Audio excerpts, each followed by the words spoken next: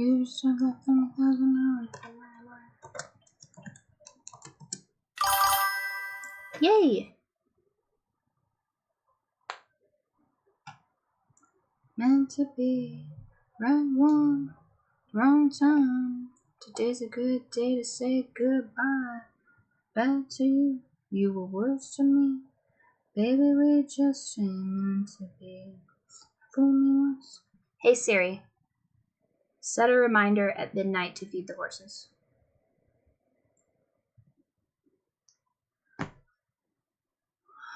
Shame on me for the last time. I was bad to you, you were worse to me.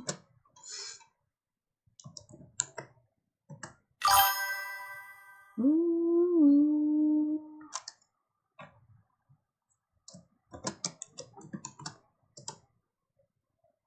Is it just not gonna?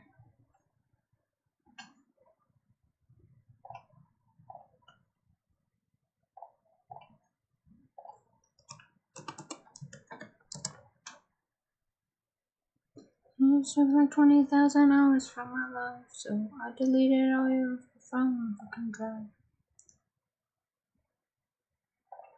If it's meant to be, it's meant to be. Right one. Today's a good day to say goodbye. I was bad to you, worse to me. Baby, we just ain't meant to be. Fool me once, fool me twice. Shame on me for the last time. Bad to you, you were worse to me. Baby, we just ain't meant to be.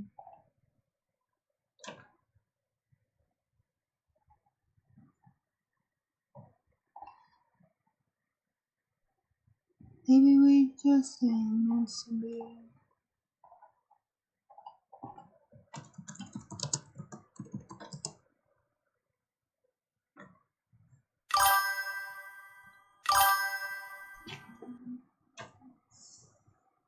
Hi, squirrel. Hi, squirrel. Yeah, you're coming to help?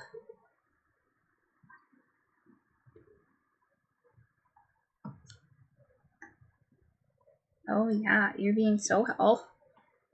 Careful, you'll fall down. Hi, squirrel.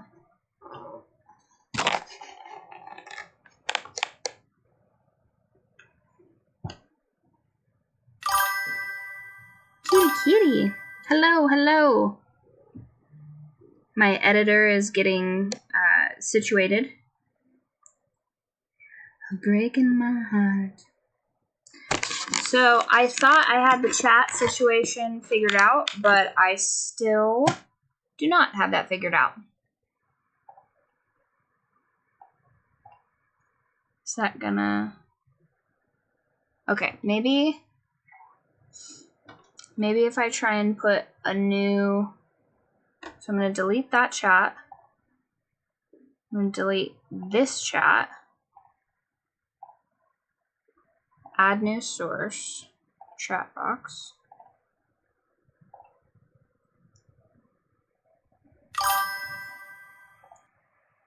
Okay. Okay, I think we have the chat figured out. Hell yeah. Does anybody know the chat dimensions? Hello, hello. Oh, hello. Thank you for subscribing. That's awesome. Now, I'm not very tech savvy, so give me just a moment to pretend like I know what I'm doing over here. Somebody else, 'cause you're wasting my time.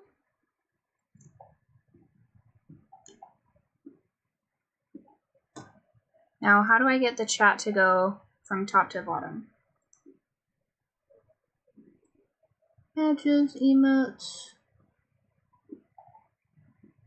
Oh, width, height. Okay. Browser source, refresh. Custom code. Okay, well, that is still a plus. Still a plus. Oh, hello. The topic tonight, so we're working on finishing Let me turn that down a little bit. So we're working on finishing the last 6 chapters of my second book. It's called Where the Feedback Ends. And think like The Great Gatsby, Nana. Yes, I can see twist shot. So I did finally figure out the multi-stream on here, but I need to figure out how I can see it on my iPad so that while I'm writing I can still talk to you guys. So we have to figure that out. So just 1 second on that. Where did I put it? Streamlabs. Is it going to show me the multi-chat on here?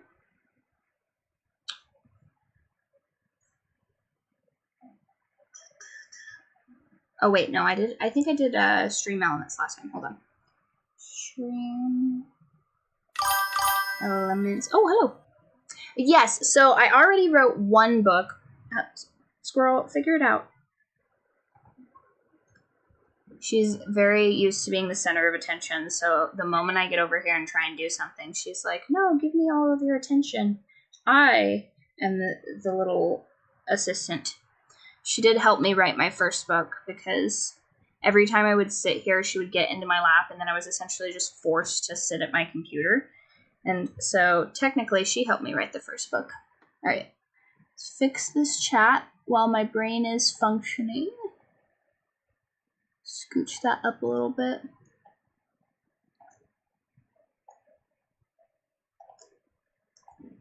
Whoop.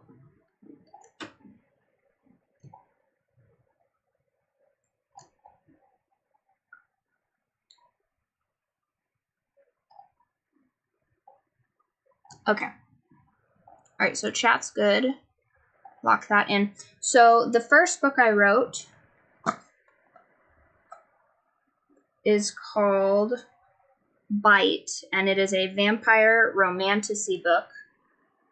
And I still have some ARC reader positions available for that. I opened up another ARC reader program for that. So that should be... Hello! Oh, thank you. Yes, Riley Bird is my pen name. What's up? Hello. So the first book that I wrote is called Bite. It is a vampire romantasy book, and it takes place in kind of like medieval-like-ish. I still haven't technically named the world that it's in, but I'll address that in book 2. Yes. So you guys, if you guys are interested in reading that book for free in exchange for a review, there is a button on my Twitch, and you can just click on that. I'm still kind of new to all the terms on here, but there is a spot on my bio where you can just click something that looks kind of like this, and it'll take you directly to where you can read that for free. I still have some positions opened up on that because I got such great feedback on that I had to open a second campaign for that. So My Lost Your Gain, enjoy that. You guys can read that. I am working on the proofs for the paperback for that, but I fundamentally don't understand chapters, so I have an editor kind of fixing. Yeah, so I don't know how to adjust that. I have it on Streamlabs, so hold on. Let me see if I can fix that for you real quick. Stream elements, user management.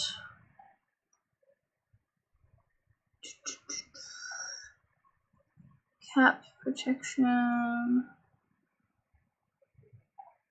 Settings. That'd be under user management. Let me see.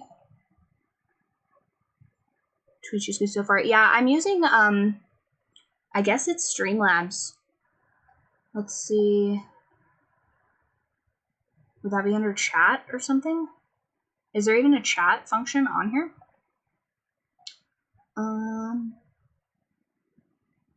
Oh, nice. Thank you. So yeah, just go for it, you guys. It's like just under 100,000 words. I tried to keep it kind of short, but I have book 2 nearly storyboarded. There's a few key elements that I have to get together, and then I can get right into writing that one. And then when I sent that one into the illustrator, who was absolutely lovely, I thought she was going to take much longer. And yeah, go ahead. I would recommend, though, that you go to, I'm trying to separate my, is it not going to do my chat command for that? Anyway, so there is a correct YouTube for my writing that I'm trying, yeah, 1 second.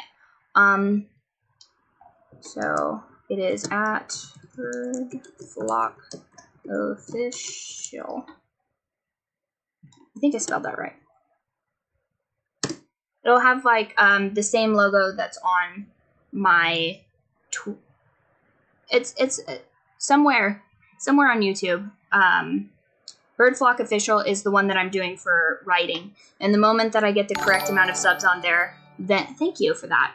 The moment I get the correct amount of subs on that, I'm just going to be streaming on there. But YouTube's being really finicky. It's like you have to have at least 100 to 50 to 100 subs to go live from that account. And I'm like, okay, well, I have like more than that on here. Can I just do that? And they were like, no, it has to be this way. So I get it. The bureaucracy strikes once again. But that is going to be the one that I put all of my book stuff on, all of like the lore drops and stuff like that. Excellent. Thank you. Thank you so much for that. So when I sent Byte into the illustrator to get that absolutely bitchin' cover done, that's going to be part of a 3-pack. I already have kind of like the structural elements of book 2 completed. And then book 3 is going to be so sick. It's going to be like this Slavic vampire daddy on a throne with a crown. Very like kind of Cruel Prince vibes on the cover. It's going to be so awesome. Thank you, John. I appreciate the subscribing. I am still trying to figure out how to get it to not get it to, oh, spamming caps. Okay, I don't know how to make it. Oh, okay. Is that through YouTube specifically that it's getting cranky? Saving us is worth a shot in the dark. We'll keep drinking after hours, 'cause there's no love that's after hours. Oh, this song is such a banger. This one's my favorite. Yes, hello. Yeah, do you know how to adjust that? I'm awful at tech. This is probably, every time it gets better when I stream, but I still don't know, like, the entire encompassing of what I'm supposed to be paying attention to. This is kind of a lot. Because there's a screen here, there's a screen here, there's a screen here. And it's all, like, in different pieces.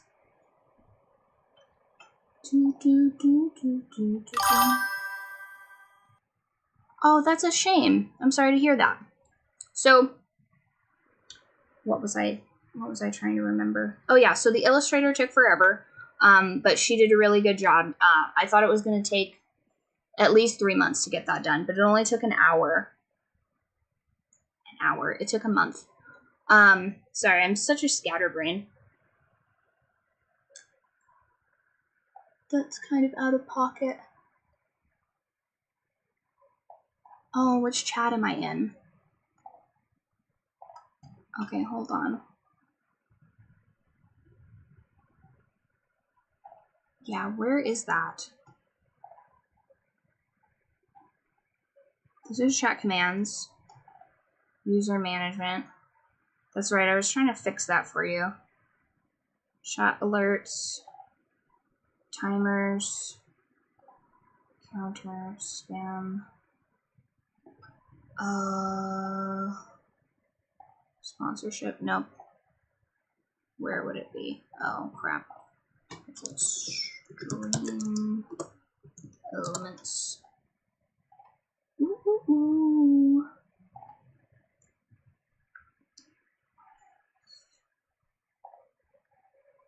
Royalty settings. Nope. Messages are received. Yeah, I'm not seeing where I would adjust that. So maybe that'd be under timers? Counters? Filters? No. I don't think it's under filters. Do you know I'm sleeping my pillowcase?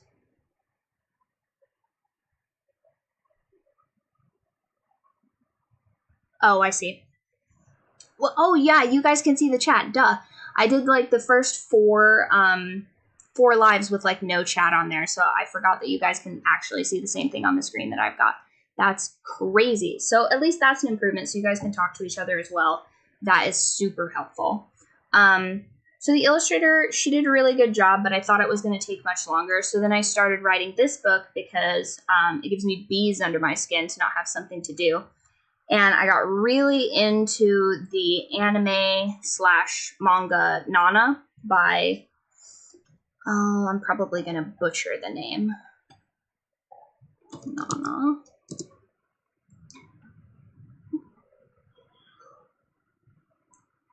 Ayazawa? Oh, Ayazawa. I'm probably messing up the cadence on that. But really loved that. It was super great. Can we high five? I don't know how we would time that. I haven't done the latency. If you knew an emoji one, I could probably figure that out. Because I did just figure out how to put emojis into the chat.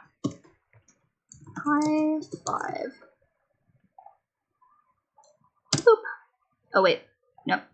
That's a wave. That's a wave. Boop. Is it gonna... Yay, there it goes. Okay. So, I started writing Where the Feedback Ends, and it's basically about these two girls that are friends, like best friends, super friends. It has elements of like abuse in the book, and there's some parallels in that. And then it also has found family and drugs and musicians is a pretty big chunk of it. Because I felt like I gotta have some element of the nightlife in there, and sort of how somebody can spiral after losing somebody that they love but not being able to grieve. So it was really fun to write, but I am stuck on some of the dialogue because I've made some high five on live. So I made some creative choices in that book that have kind of written me into a corner. So now I have to figure out how to kind of tie those up.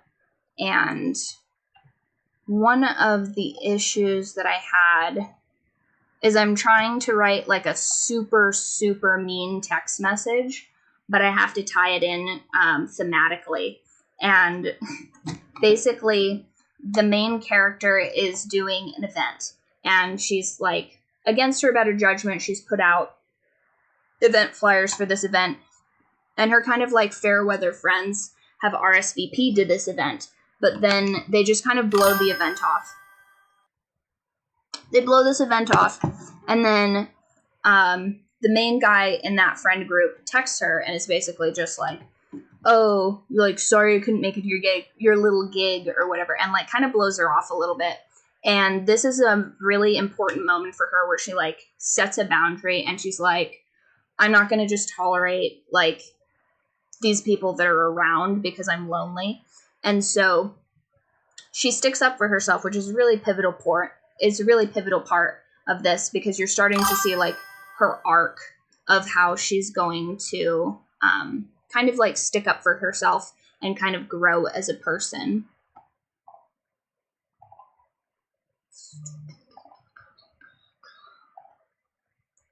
Oh. But I wanted to read like more specifically as, okay, hold on. Out of that chat into this chat. Bum, bum. Bum, bum. So, yep, try and connect. Do your best, iPad. I believe in you. Oh, where did I end up putting the charging cable for that? 1 second. There's like a bubble.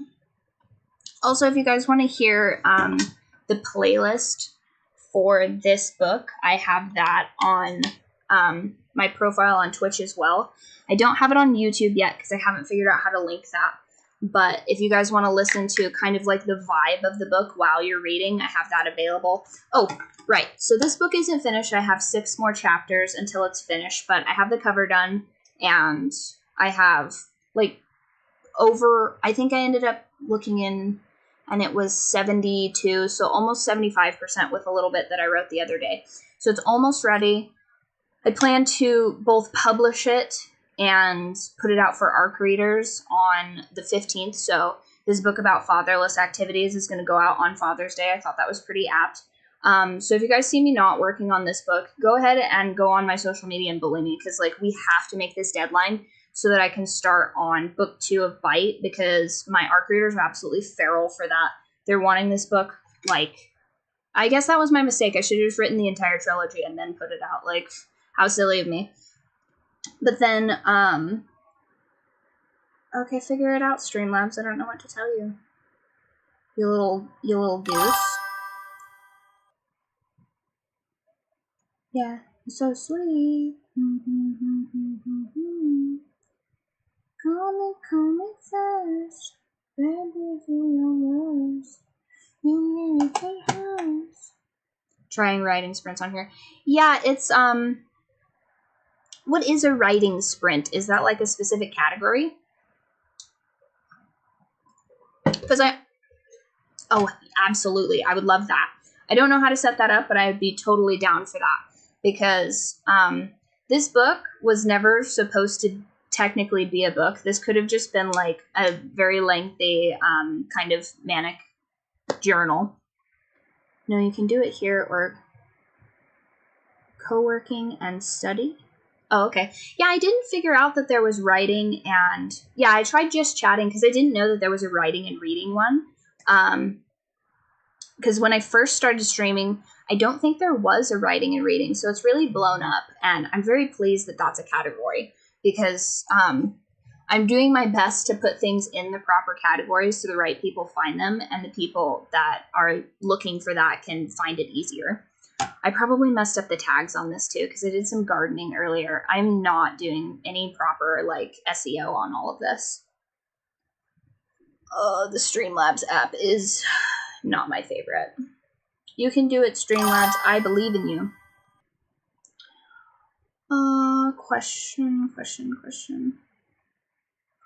So that's actually one of my pet peeves. If you have a question, just ask a question. If you ask me if you can ask me a question, that's actually asking me 2 questions. We value expediency. Also, if you would like more of my attention, I have a Discord, and I just figured out how to link that on my Twitch. I haven't added that on my YouTube yet, because I'm still kind of trying to figure out how to systematize my YouTube. And this is the wrong YouTube anyway. This isn't the correct one. This is kind of my dinking around YouTube, and I'm trying to get all of the traffic pushed to my book YouTube so that we can just have book things on the book YouTube and dinking around things on the dinking around YouTube, because I think people prefer to have their specific content on their specific channels.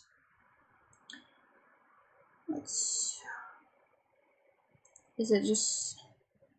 Come on, do your best. Maybe I'll have to do Streamlabs.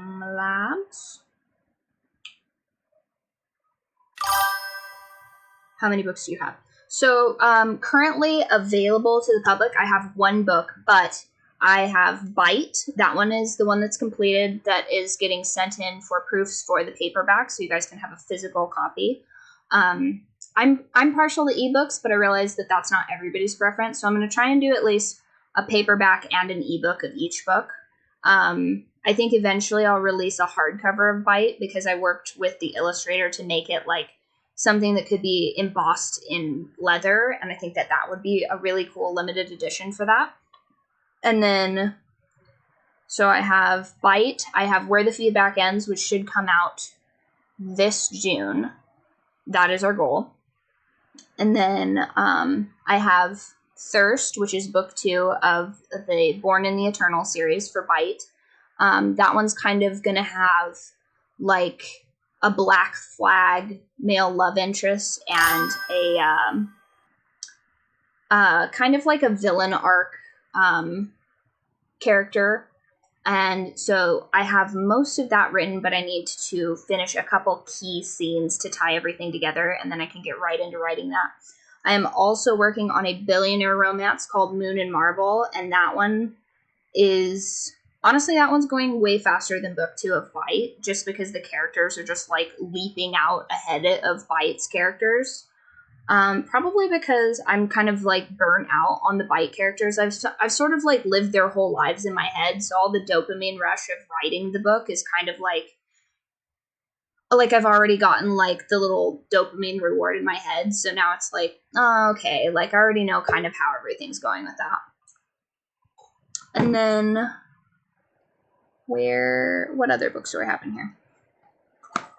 I have Where the Feedback Ends, Moon and Marble. Moon and Marble is my second most anticipated book after the Bite series, which is pretty crazy. It's sort of a, oh, thank you. Again, not very techie, so I am working on it, but I'm on Discord all the time. And if anybody has any, like, techie suggestions, totally open to them, because I'm very, very new to this kind of technology. So we have Where the Feedback Ends. I have a compendium of short stories. I have a couple horror stories that I could put out there, but they're not huge. They're probably like little novellas that I probably am just going to release that as like a freebie to my readers eventually, because this book is only, this book's only like 5,000 words. So like, I don't really see myself like making this into like a big sci-fi horror book, but maybe, who knows? You never know where it's going to go. I also have a story that would go into kind of like the horror sort of thriller aspect called The Grievance. And that one I intend on expanding on, but that's kind of like more of just like a pet project. Those ones. I kind of like maybe have overcommitted to this whole writing thing. I didn't realize that it was going to occupy every waking moment and also every moment before sleep. So I kind of am overdoing it a little bit. But I mean, if it gives you guys something to read and you guys enjoy it, like that's a bonus in my opinion.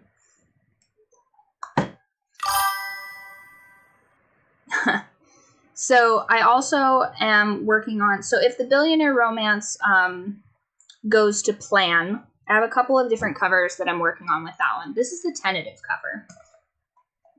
And I promised that I tried to have a blonde main character, but I got vetoed on that one. So I promise I don't have like a bias towards brunettes. It is really the ARC readers just holding me hostage, pretty much. Yeah, as far as creative breaks, I mostly just dink around in the garden and pester my chickens, which right now, don't tell anyone, but I have a secret nest of eggs. My husband told me no more chickens, and I was like, yeah, no problem, like, I got you. But my hands were crossed behind my back, and so now I have 4 eggs incubating under one of my chickens. And they're all green, so he's not going to notice because I have brown eggs and I have green eggs. And there just happen to have been less green eggs recently, so hopefully I have better luck than I did last season and they're not all roosters, because if they're hens, I mean, like, no harm, no foul, but literally no harm, no foul. I mean, it's a free country as far as I know. You can do whatever you want. Dumb. Oh, that's right. I was trying to figure out.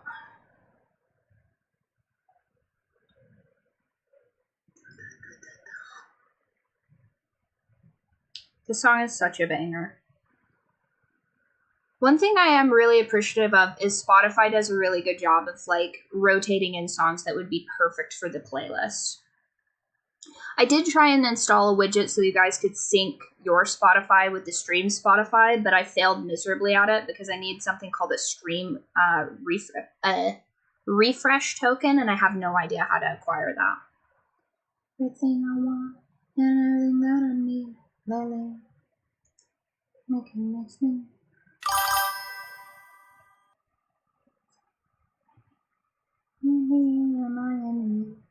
Da da da da. Da da da da, da da da da, you'll be in my enemy. Da da da da, da da da da, you'll be in my enemy.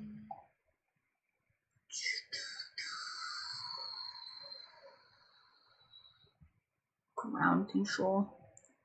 Stream tools.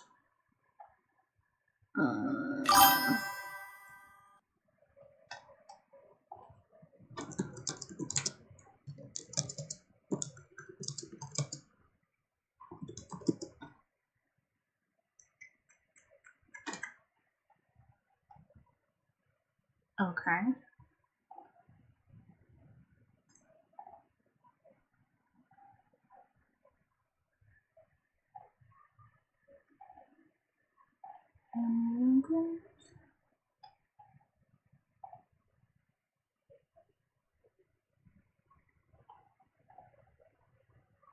Oh, it's just gonna be in the wrong.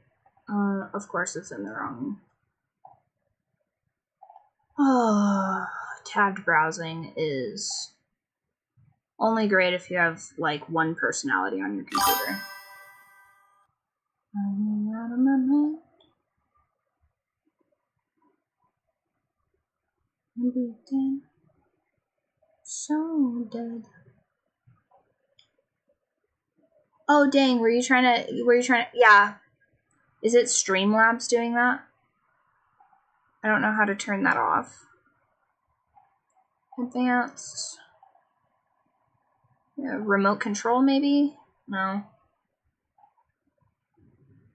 There's supposed to be some little dashboard. Yeah, I don't know how to make it stop that. Manage. Editor, overlays, App Store, highlights, recordings. Okay, so it's probably on my dashboard.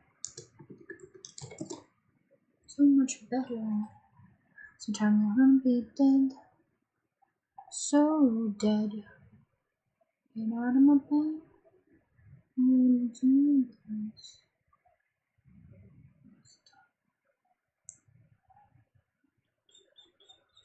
Aha, there it is, I think. Do do do do do do do do do do. Okay, I think we're gaining on it.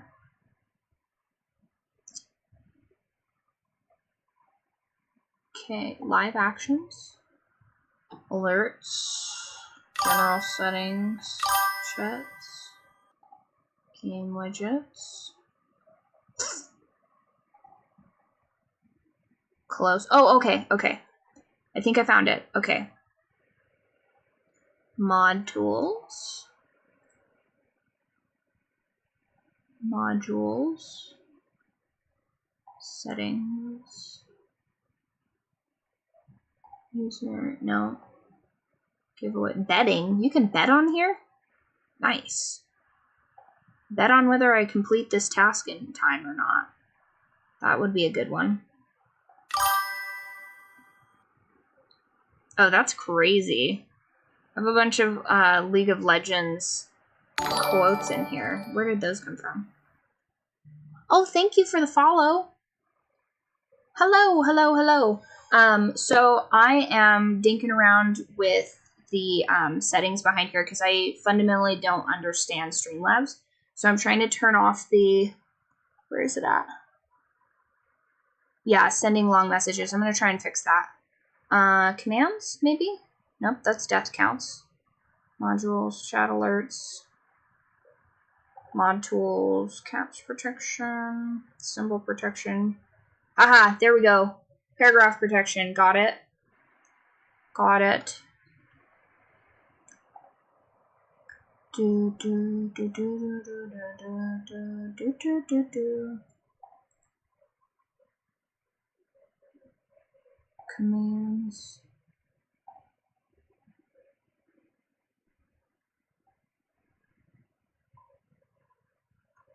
Betting. Yeah, I can't believe you can bet on here. That's sick.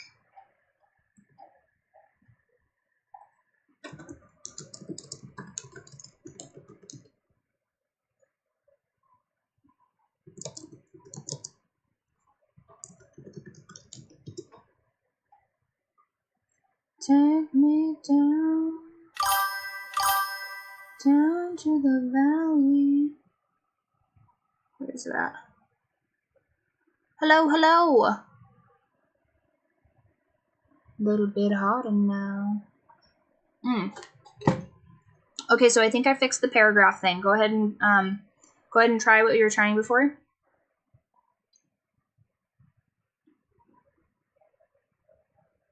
Oh, nice, nice.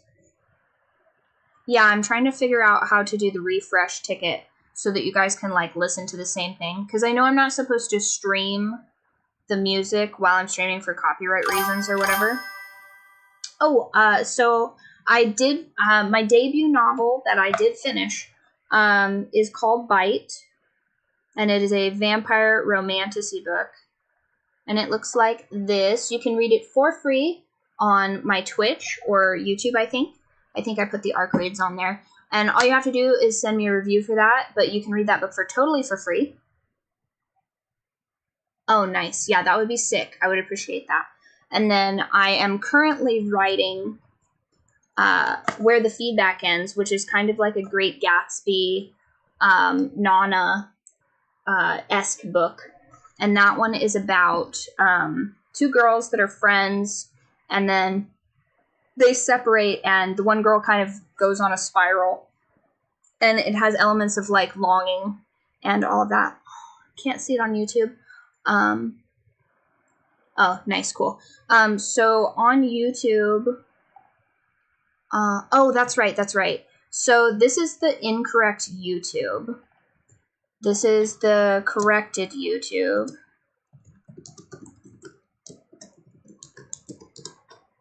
So that's going to be the YouTube that's got all of my writing stuff on it. This is kind of my dinking around YouTube. So I have a goal of 100 followers on my writing YouTube, and then I can just stream everything there. So that's actually the correct YouTube. And the moment we get 100 followers on there, I will stop streaming book stuff on the current YouTube that you are on, and just do it all on the book YouTube channel.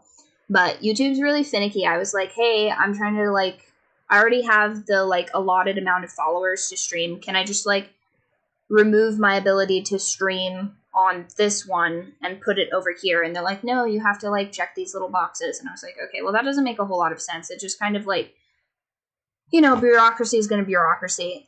Same problem with my TikTok. I have a book TikTok, and then my book TikTok is at Berg.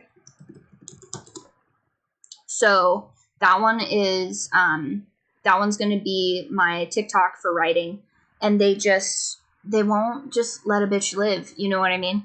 So now I have to do this like in kind of a roundabout way. So I apologize for that, guys, but it will be streamlined the moment it is possible to be streamlined. So this book is kind of like grungy. Think like a bunch of like, I think there's two threesome scenes in this book, if I remember right. I think that's the case. Oh,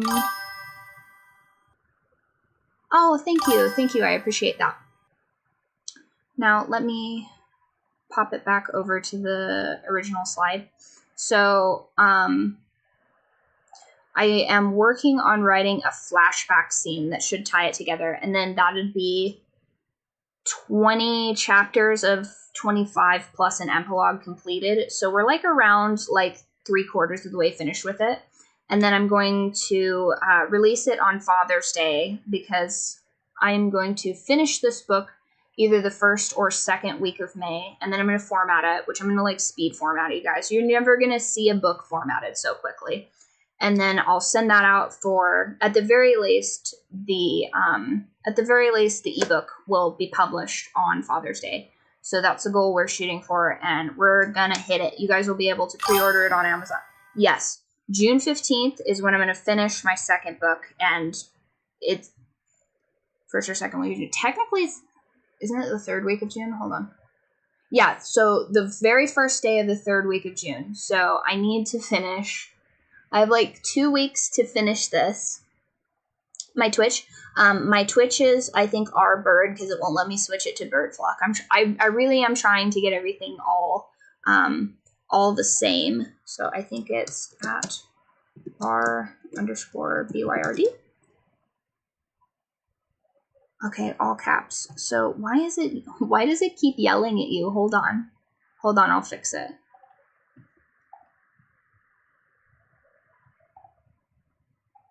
Caps protection.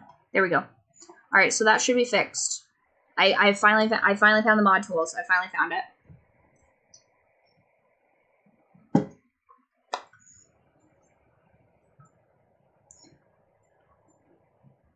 I'll be almost so close, maybe.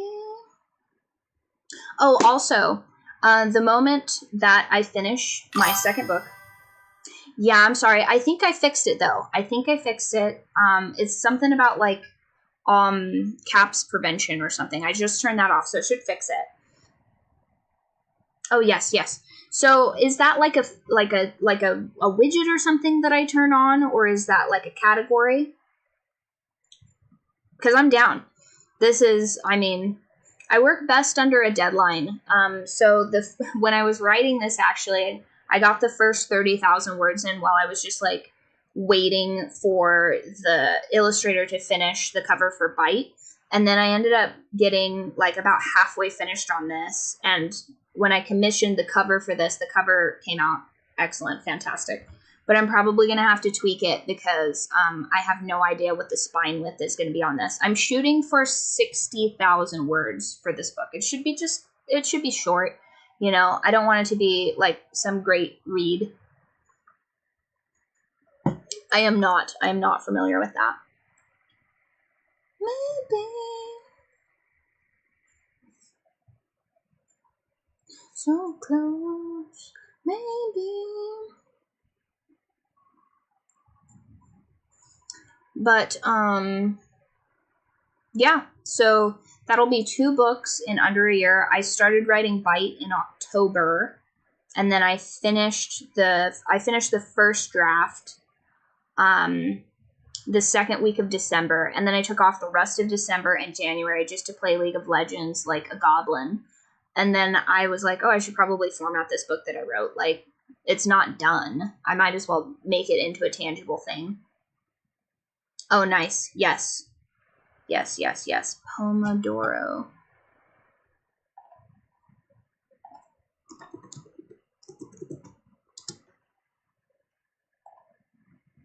Nice.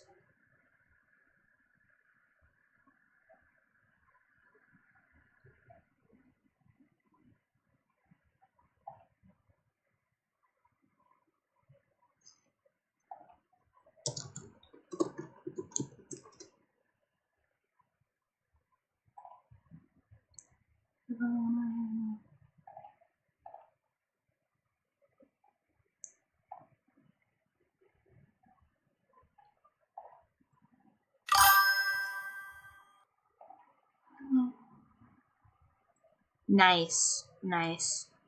Also has a timer for breaks. How would I set it to let you guys know when I'm supposed to like be finished? Because like ideally, best of circumstances, I would finish the chapters on like June 7th at the latest, and then that gives me an entire week to format the book. But the formatting is like the formatting for this book will be easy because I kind of formatted a little bit as I went. But I do have to like daily or weekly. Oh, one per stream. Well, I guess I could probably find some sort of like a countdown timer that has like days involved. I bet I could. So it'd essentially be like a browser capture source. Is that what I'm understanding? Oh, I see. Like figure out where we're at. So, right. Yeah, that would be more fun and interactive. I should jot that down. Do you love me? Okay, notes. Author stuff. Deadline timer. Pomodoro. Chapter.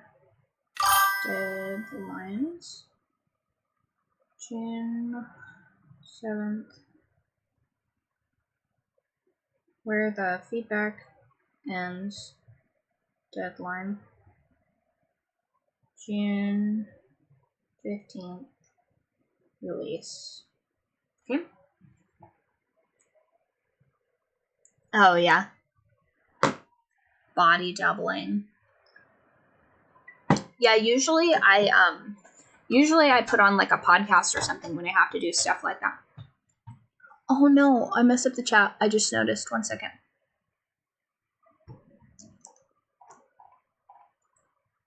Chat box. What's the width on this?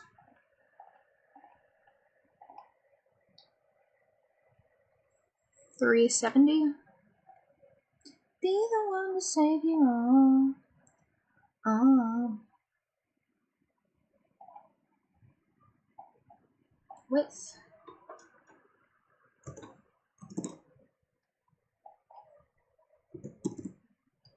Crazy, delusional, dances at a few. No.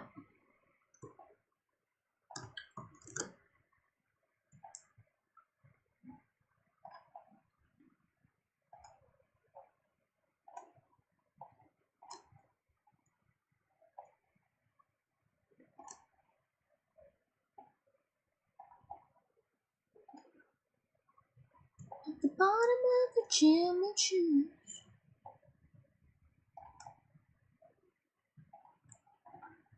Always in the moon. Wish I could make that screen bigger.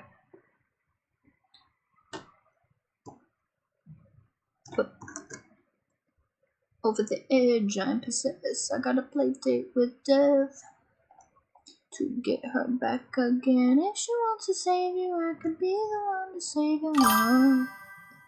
Oh, I could be the one. Perfect. Okay, so that looks fixed.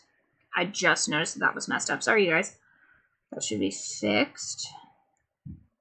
Dances at a funeral. I could be the one to save her. Oh. Da da da da da da da da.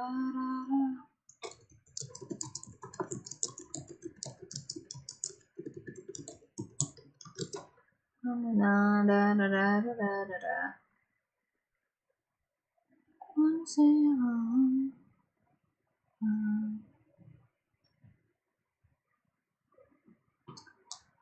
That's right, I was trying to fix that. Retry.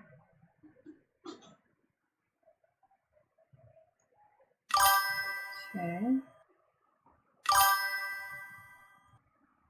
Oh, soon I had longer, blonder hair. Maybe I wouldn't be scared. Perfect, perfect. Excellent.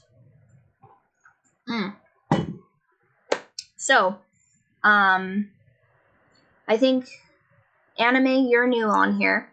So, I also have, oh, 1 second, I gotta change my headphones.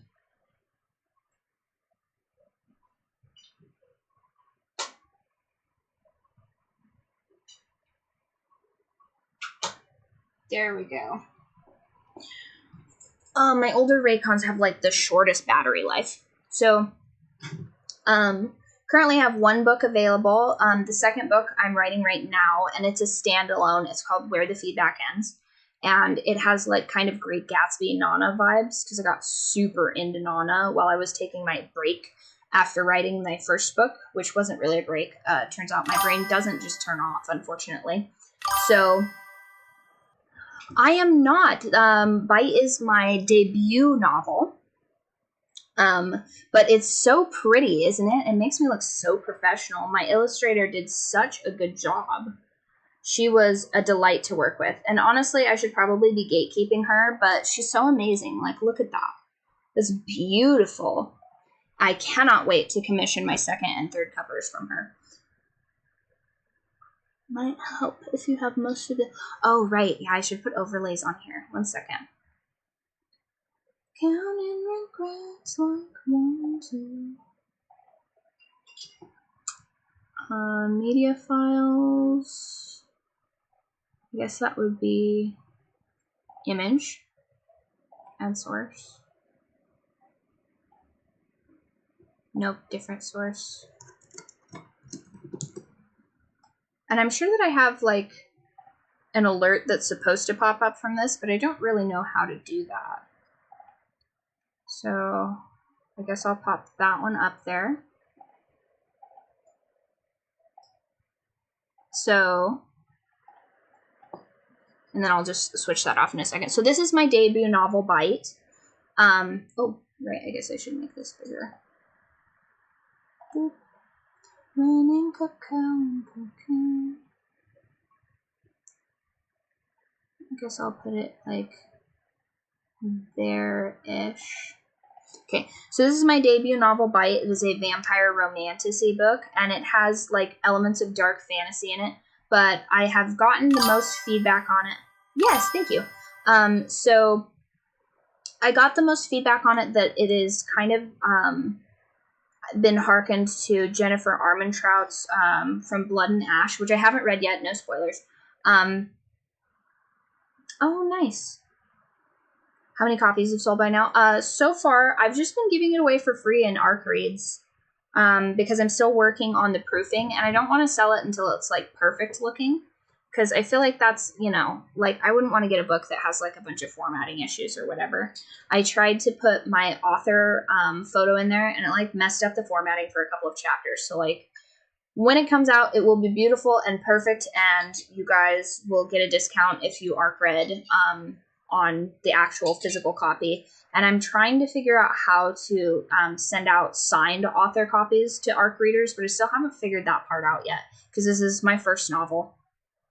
Where is it at? Where is that? What was I looking for? But if you click the thing that looks like this in my Twitch bio, it'll take you straight to where you can ARC read that for free. And then I think I also have a link to that in my YouTube in the About section. It's right under 30 tips in 30 days for new authors, because that's how, those are real tips that I used to write this book in, like I was saying earlier, I started it in October and I finished it like second week of December. And then pretty much all of February was just formatting it, because it was a beast to format, because I'd never done that before, and I made a bunch of silly mistakes. So basically it is about a sunshine vampire, ironically, and a grumpy farm girl, and they go on an adventure because he's been ousted from the region he's supposed to be in charge of, because his nemesis doesn't care for him being there, and so he kind of takes her along as a pet. And then it's kind of a little bit of a slow burn romance where he like slowly decides that he is actually into her. And then I won't spoil book 2, but you meet a lot of characters in there. I guess not a ton of characters. I kind of kept it pretty light for the first novel, but the second novel is going to be more expansive. You get a little bit more world building, and it touches on elements of magic and stuff like that. But I think, created a more complete understanding of magic and the world for book 2. So I'll be adding those in there so that you guys can all be like filled in on it. But she's kind of like a dingy farm girl, so she wouldn't know a lot of that stuff in the first book anyway. So you guys kind of are going to have her understanding of the world, and then as that expands, your understanding of the world will also expand, which I'm really excited for. I even made a map for it, and I think that when I do the hardcover copies of that, it'll include that inside the cover. But I want that to be, like I said, beautiful for you guys when those come out. And figure out how to sign those, because those are going to be really cool.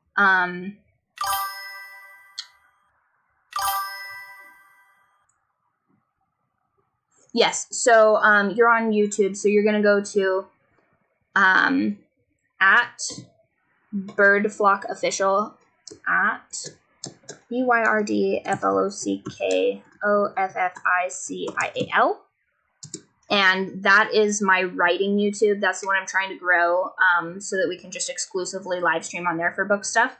And if you're on Twitch, you just go straight to my About on my channel, and you'll click the thing that looks like on the screen, and it'll take you straight there.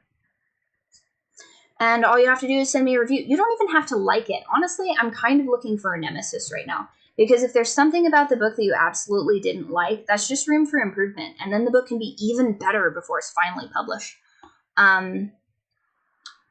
Because originally when I wrote the book, I structured it in locations, because that's how my brain works. But somebody suggested that I structure it in chapters, so I kind of like went that direction.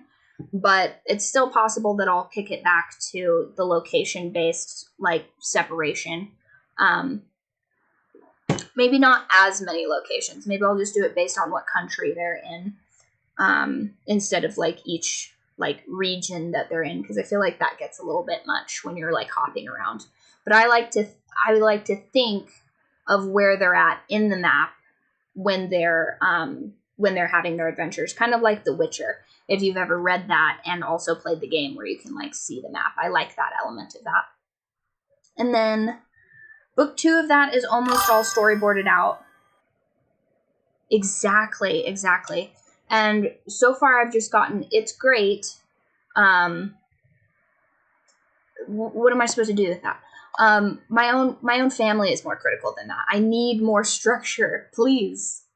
Now, you don't have to tell me how you think it would be better, because I understand that can be like kind of difficult to conceptualize, especially if like you're not privy to like things that are happening in book 2 or book 3. Like, I don't expect you guys to like have to author this book for me or anything, but just things like, oh, the dialogue here just wasn't hitting.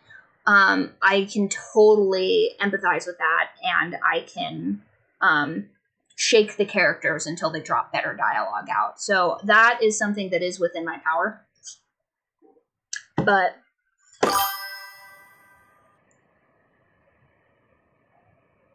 exactly. Oh, perfect. Thank you.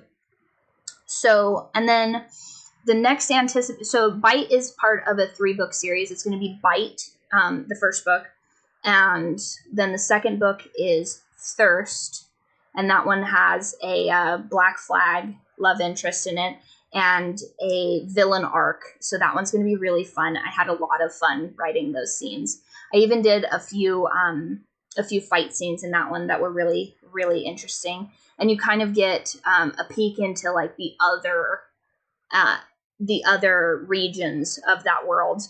I'm wondering if I should do that as kind of the prelude chapter and kind of like drop you guys in on the history from the start, or if that should be like an Easter egg chapter that goes out to the ARC readers. But it's really fun.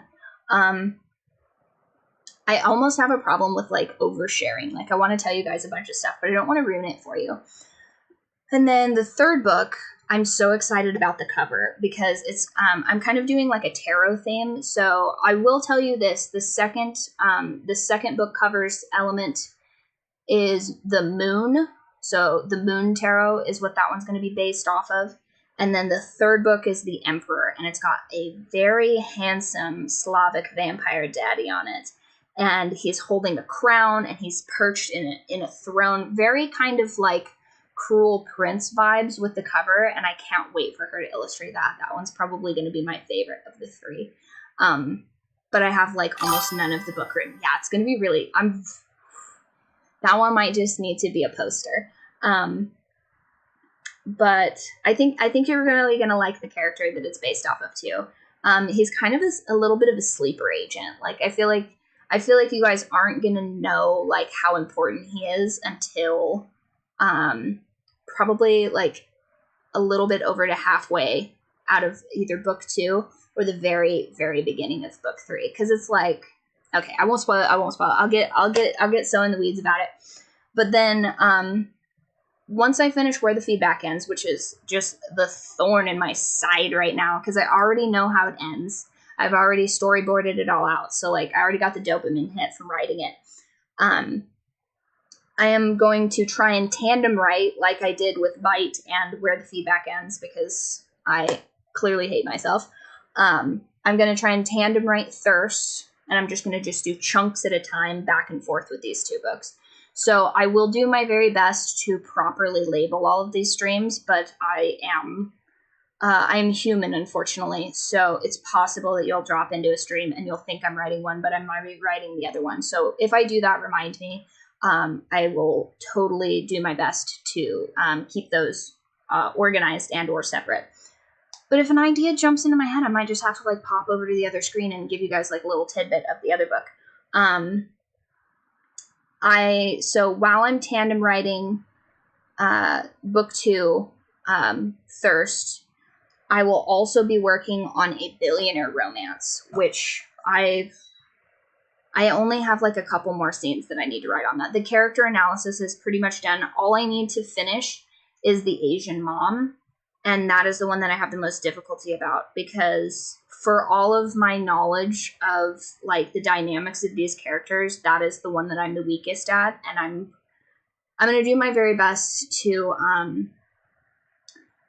collect that information. But I really don't want the 2 guys that I wrote this book about to know that I wrote this book about them. So I'm going to try and do that kind of a little bit on the DL, try and be like a little sneaky about that and get that information. Also, if you guys have hot Asian tattoos that are related to the moon or the stars or anything celestial or nighttime, go ahead and send those to the Discord, because I am still mapping out the flesh of a specific character in that book. And if you guys send me a super great tattoo, I will include you in the credits for that book. Very excited for that one. I think you guys are going to love it.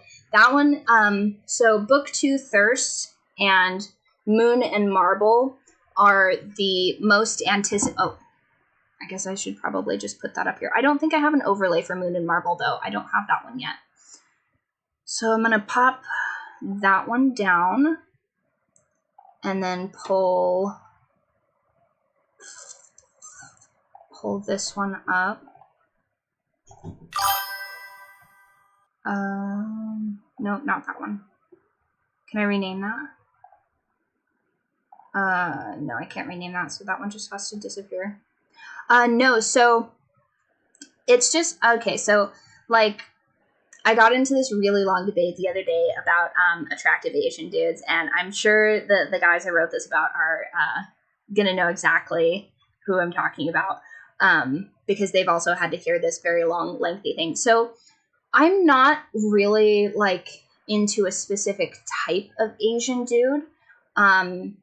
Hot guys are hot guys. So who cares if they're Chinese or Korean or Japanese, other than whether you can have them all at a dinner party together, because they don't tend to vibe very well with people of other cultures, which I find, I don't know, a little bit like impishly charming. But understand there's a bunch of history on that, but I am the dumb idiot girlfriend that would not understand all of that stuff and would make a huge faux pas at dinner.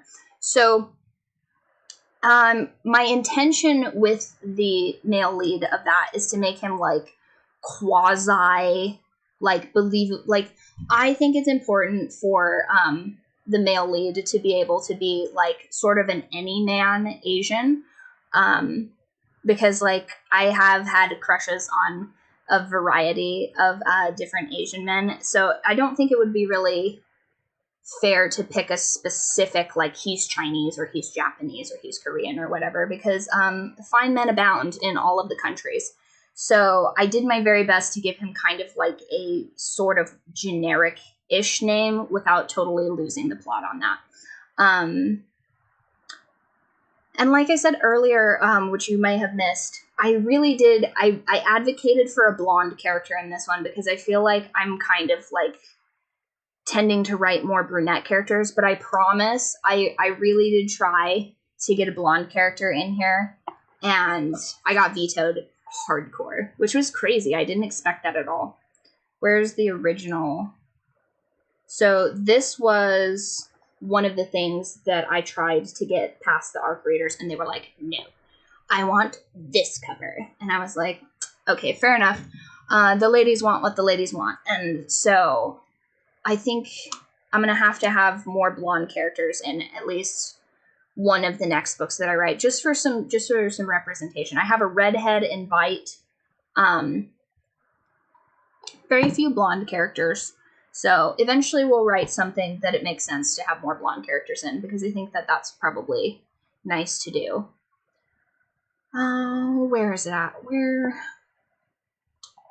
I'm such a scatterbrain, you guys. If you guys ever have to, like, jostle me back to the plot, you guys have full license to do so. Tick tock. Turn the feedback. I'm finally here. Okay. This one's for the woman of the hour. Uh-oh. Shift makes it a weird shape. This one's for the woman of the hour. So this is the book that I'm currently working on, Where the Feedback Ends. And that one will be, the ARC reads for that will be available on June. Those will be available June. And then I'm going to just kind of straight to publish it the moment that it's formatted it correctly. But I'm just going to open it up for free for you guys. So you guys can read that one for free. And then, once my ARC reader program says I can't do that anymore, then I'll just, you guys will be able to pre-order it, the moment it goes live. But yeah, oh, thank you. I appreciate that. So, Moon and Marble is, I don't want to spoil it, but it's kind of like an adoptive billionaire romance, scenario. And I think the characters are really fun, and even the dad, I spent like a bunch of time on the male lead's dad. And once again, I just need to like finish the structuring for the male lead's mom, because I feel like she's a very pivotal character, and it wouldn't do her justice to make her just like this one-dimensional like mom character. I want her to feel like really lived in like the other characters. And in fact, for the first 3 like chapters, okay, so I will give you guys just a teensy spoiler. Without fully being a spoiler. So you guys know, like, season 1 of Game of Thrones, how you guys were, like, super down, and you're like, oh my gosh, Ned Stark, like, the man of the hour. It's going to be kind of those vibes for the first 3 chapters, and then I'm just going to absolutely just take a gut hook to you guys and just, like, pull out all of your feelings. And you guys are going to be, ideally, if I write this correctly, you guys will be devastated. And so I'm going to apologize for that in advance. But it really is kind of an arc for all of the other characters to have this just like tragedy that they have to deal with. And the ARC readers have bullied me into that being the next book to come out. But they also want me to write Thirst. So I am kind of at their beck and call for this. So after I finish Bite and Where the Feedback Ends and Moon and Marble, I did have someone request me do a second book for Moon and Marble, which I really was just planning on it being a standalone series. But everybody wants Alice to have a romance. And I'm like, Alice doesn't even exist yet. Alice is just like a theory as far as you're concerned. And they're like, but I want to know how Alice's story ends. I'm like, okay. So I'm probably going to have to make like a musician, art girl romance for Alice, because Alice deserves a happy ending too. Even though, I very much feel like Alice is kind of like, I don't know, she's like the best friend character, in this book, but she is going to have her day in the sun if my ARC readers have to lock me in a room about it. So that's their plan.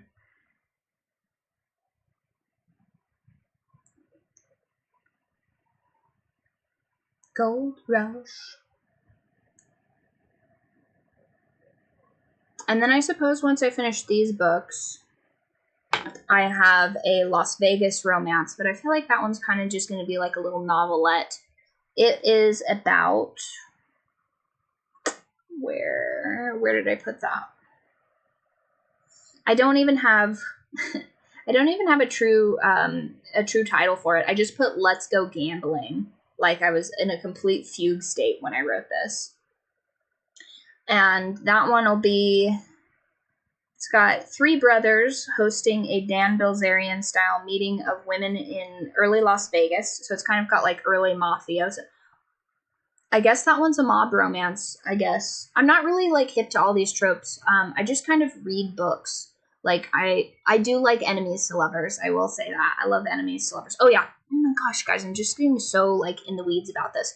So the moment that we finish Where the Feedback Ends, we're just going to vibe, and I actually have a book club, and we will be reading some smut together, you guys, and feel free to suggest stuff in there that you enjoyed, and we'll get that on the docket for the book club, because I am so interested in reading more of that, and my ARC readers they've got to have something to bide their time until I finish these novels, because, I am but one woman. I can't just write 6 books at a time, unfortunately. 2 at a time, doable, but 6 books at a time is a little much.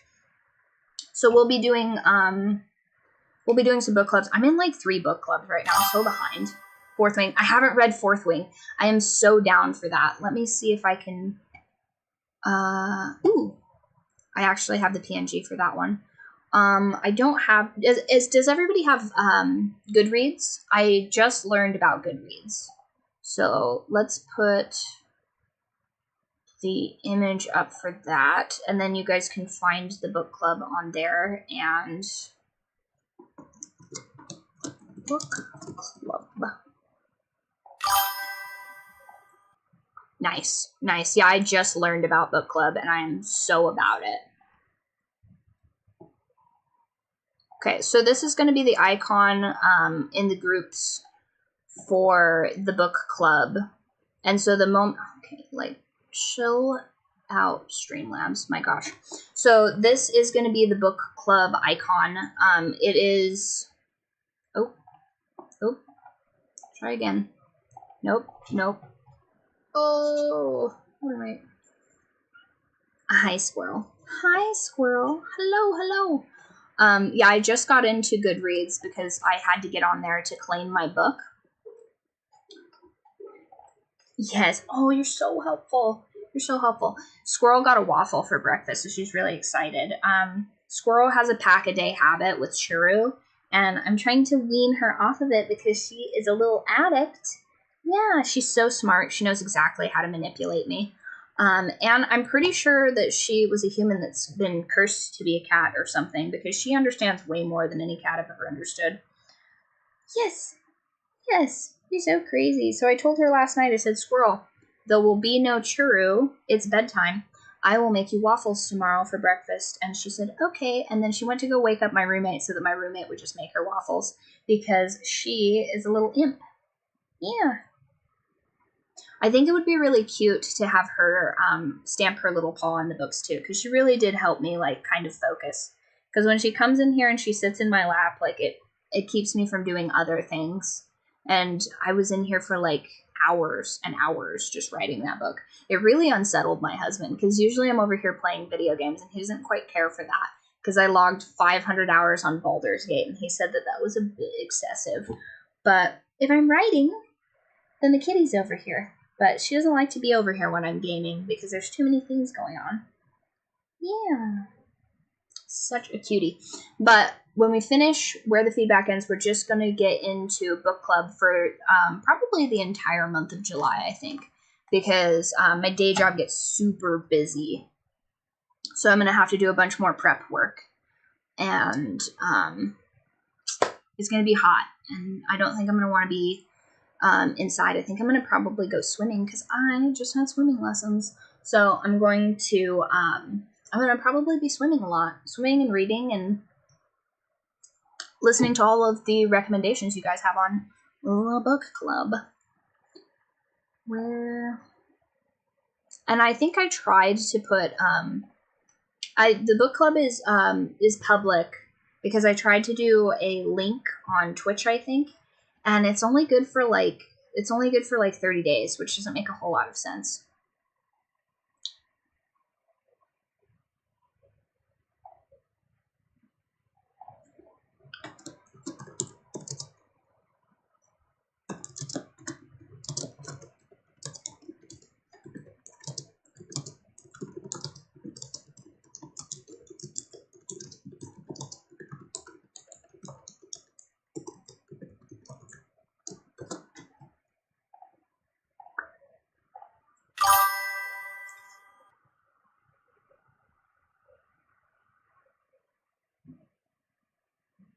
And I think February, after I formatted Bite, I went and read through the entire ACOTAR series, like just mainline that entire series.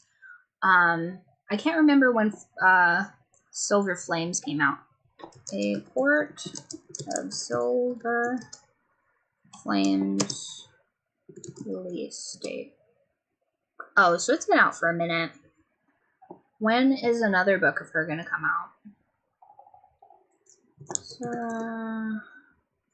JMS book release. Sick of sunny side up things.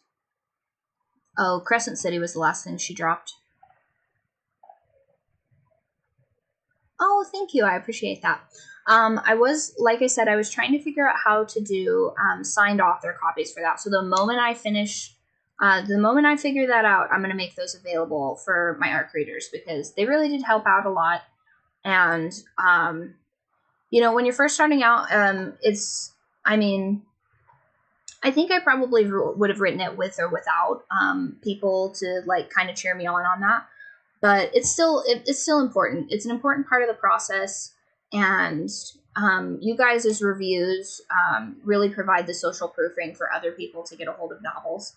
And honestly, I don't really care that I'm putting it out there for free because if you like it, you like it. And, you know, I think I value more people's enjoyment out of it more so than, like, I guess technically making money off of it. Because I plan on writing all these other books anyway. Like, one of them will hit. Like, you know, it doesn't have to be the first book. But if all of you guys enjoy this, then I'll get to make, I thought about making a spin-off for, like, the Vampire King, like, before he turned. I think that would be fun. Because I also really, really liked Nightmare of the Wolf from The Witcher, even though I feel like they kind of butchered a little bit of the lore aspects of that. But just the fact that you got to see, like, young, sexy Vesemir was, that was pretty sick. Also, a little bit of a lore drop on here. I think I talked about it in a couple of my other streams. So if you've already saw that, I apologize. But I don't like the concept of vampires just being able to, like, sprout wings out of nowhere or turn into bats. I feel like magic kind of needs to have some weight to it, and you have to have, like, energy to create mass and stuff like that. So in this universe, if a vampire was wanting to sprout wings, that would require quite a bit of energy. And so they would have to consume... Oh, thank you. I appreciate that. So they would have to consume a bunch of energy in the form of blood or meat. And then that would give them the framework to create the wings. And then if they didn't want to expend that much energy the next time, they would have to, like, house the structure of the wings within themselves. And then it would make more sense for them to be able to expel something that's, like, hidden within their body. Kind of like the frills on a lizard.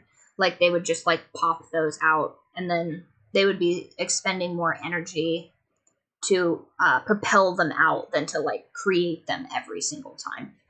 So one of the questions I got from some of the readers was, like, well, if they can shapeshift, basically, like, why aren't they all shapeshifting? And it's like, well, because they're incredibly handsome men. Why would they need to? Oh, thank you. I really appreciate that. I think that you've given me a lot to think about. And I can't wait to read books with you guys in the book club. And I can't wait for you guys to read the books. I feel like you're really going to like it. And if you don't, that'll be a learning opportunity for me. So thank you. And I hope you sleep well. Fixed. You never got a trophy from me. I'm the one who's lonely. Do I doing great? I'm gonna commentate. Okay, so more dialogue that we've got to work through. And the one before the one before the one before the one.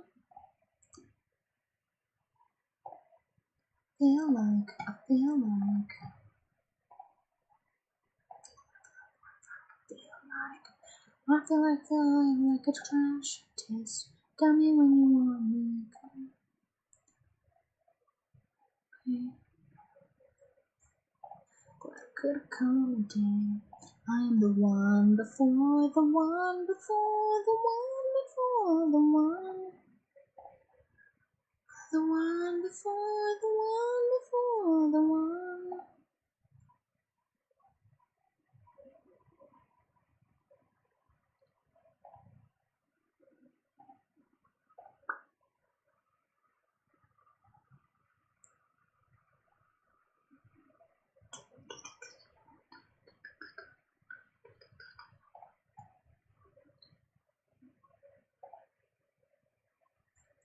Bass, the mic, the treble. I like my coffee black just like my metal with the bass, the mic, the treble. I like my coffee black just like my metal. I can't wait for you to fuck me up in a minute, I can't wait. In a sec. Shut me up. I can't wait for you to shut me up. Shut me up.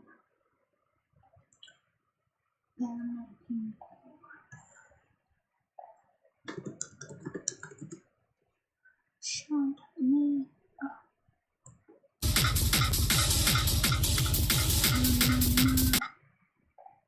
No, no, no. No, no, no. The mic, the treble. I like my coffee black just like my metal with the bass, the mic, the treble. I can't wait for you to fuck me up in a minute. In a minute, I can't wait for you to fuck me up. In a second. Let me hit my panic. Okay. More dialogue.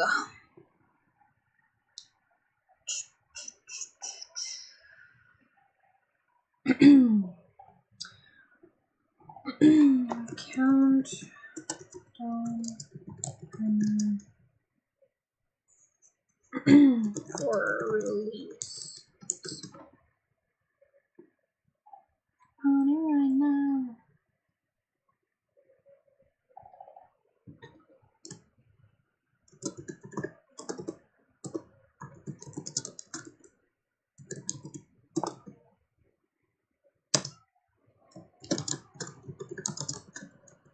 Nope.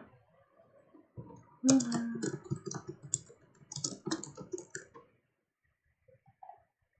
can't wait for you to shut me up.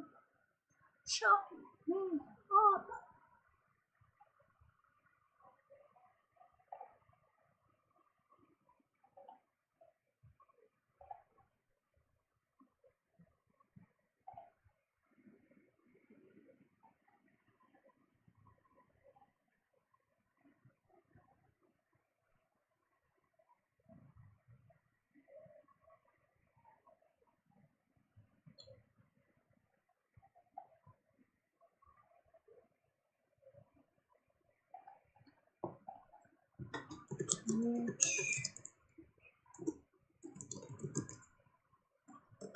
Size 320.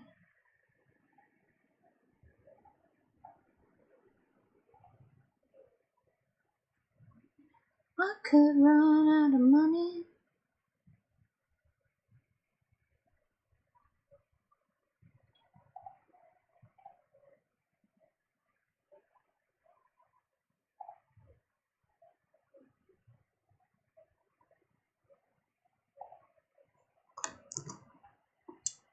Okay, so let's try.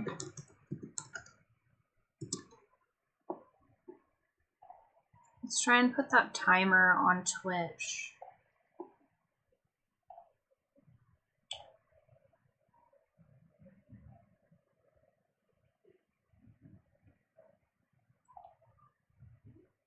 Channel.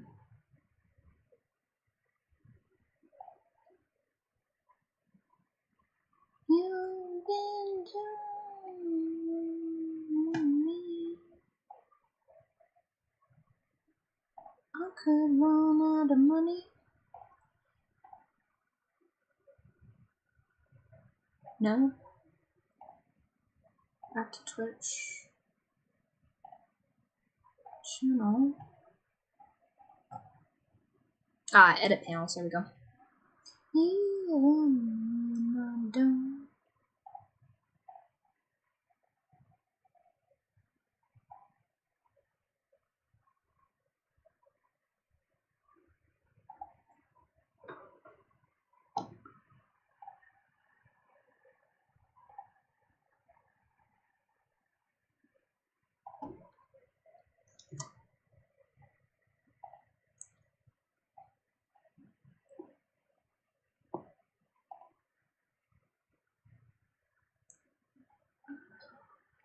No.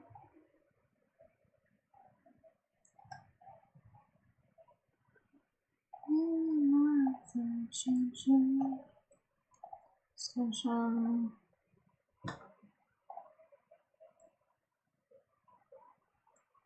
Even if I don't count down. One at a time.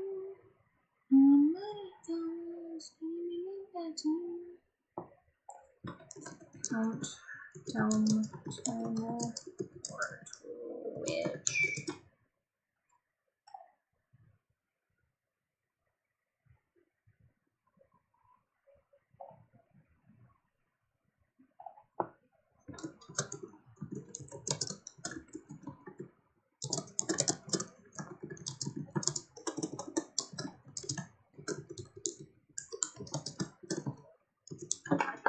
No, not flowers.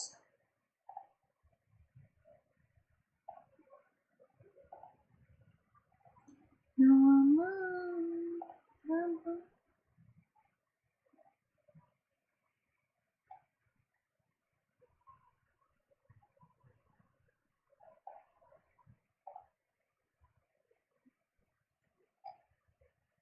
Okay.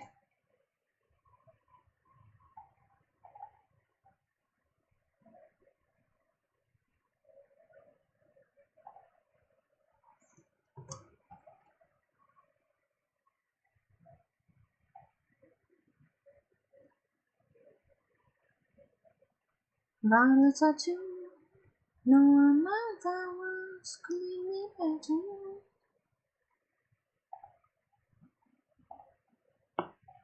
No, can I make extensions?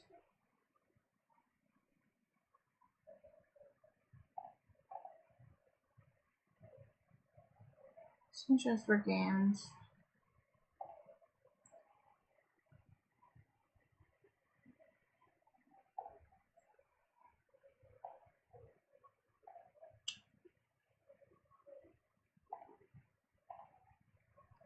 Roses are dead, violets are too.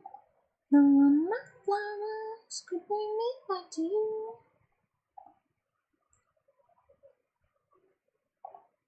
No amount. Ba-da-ba-ba-ba-ba.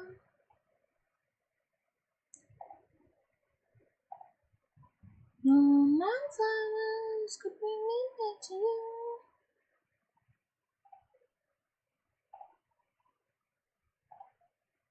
Can I make an extension?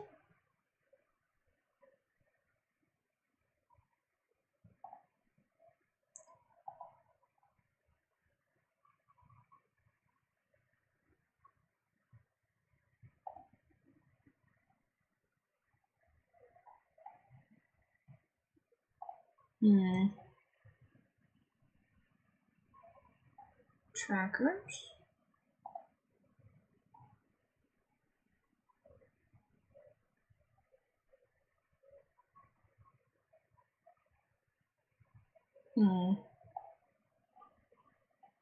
Okay. Well, let's try and just embed it. We'll see how that goes. To make me forget. I want you to make me forget.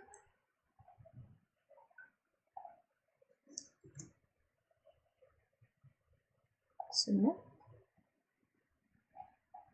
Okay, let's see how that went. Here you go. No, it did not. But I bet it would do a browser source on here. Browser source. Count on timer. Where the feedback ends.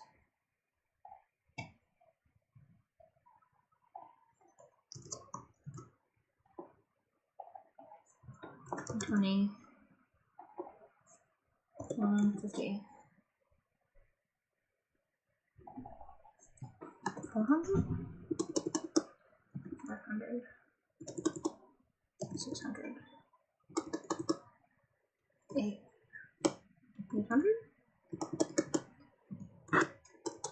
$900. There we go.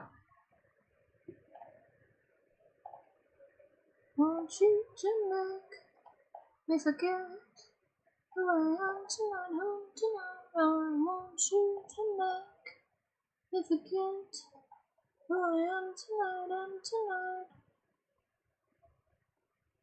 Me forget this. Me forget.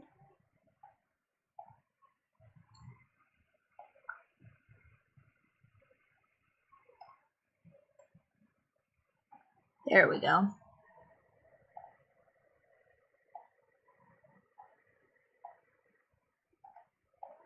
To make me forget who I am tonight. I want you to make me forget.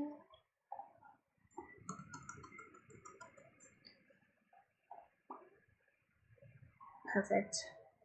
Alright, so we have that. Just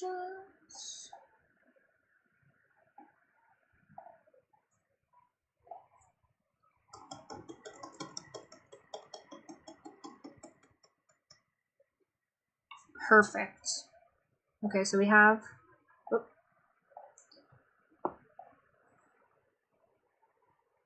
my favorite punches.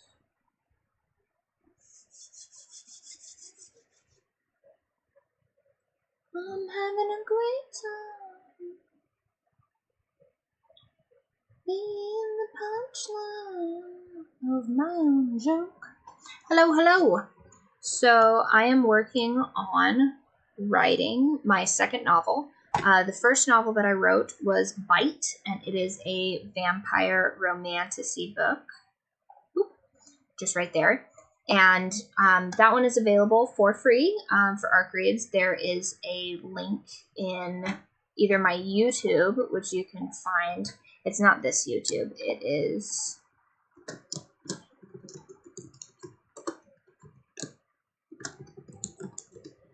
Bird Flock Official. So that is the correct YouTube for all of my writing stuff. I'm working on getting 100 subscribers on there so that I can just directly live stream from there. But YouTube's being a bit of a stickler, so right now I'm streaming from my Dinkin' Around YouTube, which is not the correct one, so you're going to want to follow Bird Flock Official. And then if you're following me on Twitch, then you can just click on the little advert that looks just like this, or just like that, and you can read that book for free. And it is about a sunshine vampire, ironically, and a grumpy farm girl that go on an adventure because he's been ousted from the kingdom he's supposed to be ruling. And I had a lot of fun writing that. It is part of a 3-part series. I nearly finished storyboarding book 2 of that series. And because I get bees under my skin unless I'm doing something, I also wrote... Oh, not that one. Not the book club. I am also currently writing Where the Feedback Ends. I have 6 more chapters until that one's completed. So the timer on here is for when I need to be completed with writing that book, so that I can format it, so that I can publish that. This book is basically a lot of fatherless activities, so I figured that releasing it on Father's Day was apt.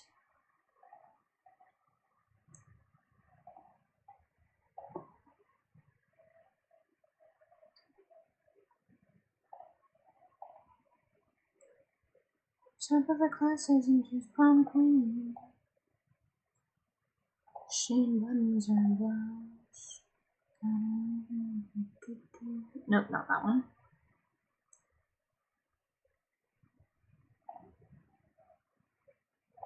Every weekend that we hang out.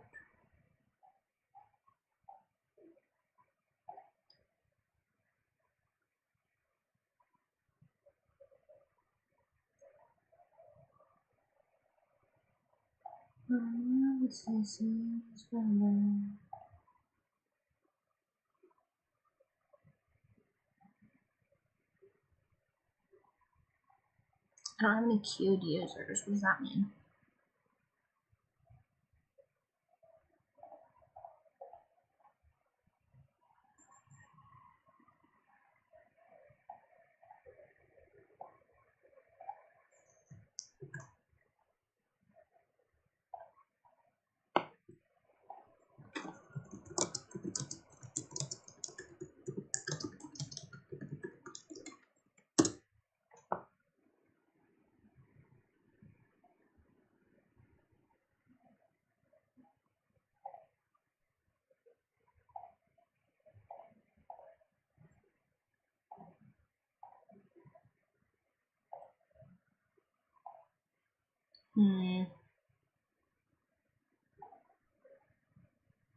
Nope, it's not that one.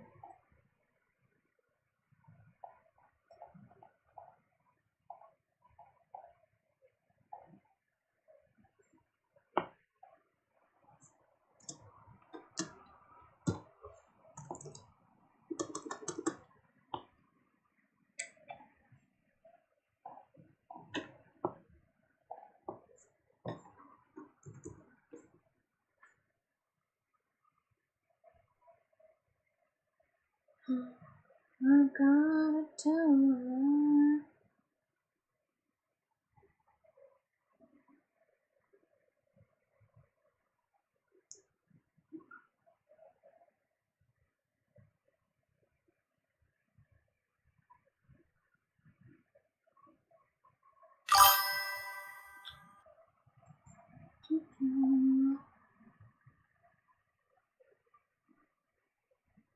Yes, so if you're on Twitch, you can just go to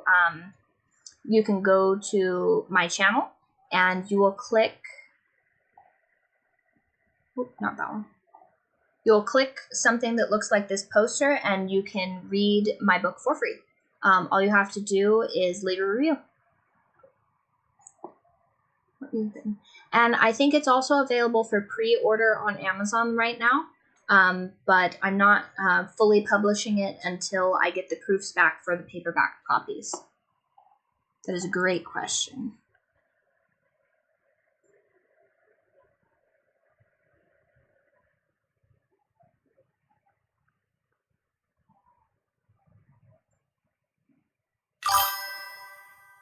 Yes, thank you. And then this is the first book of a 3-part series. I'm working on part 2 right now, and then I'm also working on a billionaire romance that's also going to come out probably around the same time as book 2 of that. And currently, I am working on a contemporary fiction, and I have until June 7th, I think we figured out, June 7th to finish that one so that I can format it and publish it on Father's Day. So that'll also be available for free. I'm going to have that in the same place, but I'll update those links the moment that the ARC read positions are available for that so that you guys can read it for free.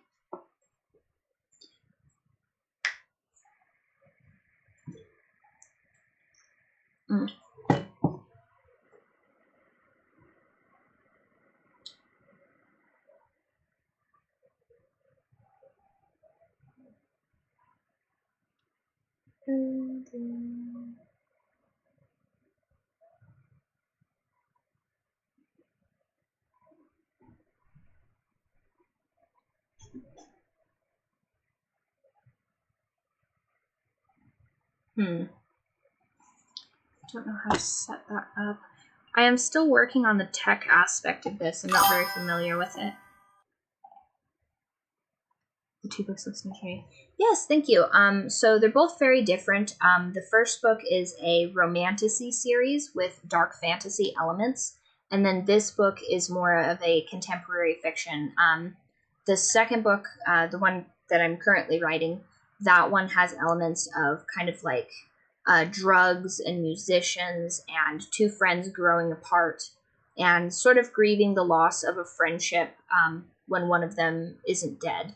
So the person is still living but no longer living with you, and how the character kind of navigates that poorly, and then how that ends for both of them, because the main character doesn't really get any closure, but you as the reader get to have a glimpse at the very end of how those 2 paths diverge, which I thought was really fun, and I can't wait to finish it. I need to finish it. So let's see, we have 11 days to finish it, which, I mean, it's not a lot, but I think it's very doable. Yesterday I finished, I got halfway through the flashback, so that's nearly done. And then I just need a couple of more elements into it. I need to add like kind of a sinister chapter that I need to finish. Oh, perfect. Yeah. I hope you love it. It was really fun to write. I didn't get bored with it until about the 10th time I had to read it all the way through. So hopefully that is a good omen and you enjoy. And then book 2 is going to have kind of an unhinged black flag love interest and a villainous arc. And that one is so far very fun to write, but I have a few key elements of that book that I need to stitch up before I fully get to storyboarding and writing that one. So pop back over to that one while I try and figure out where I ended as far as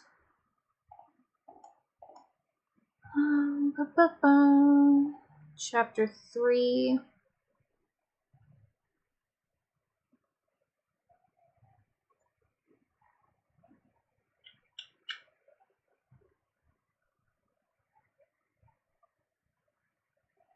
Okay, I have chapter 3.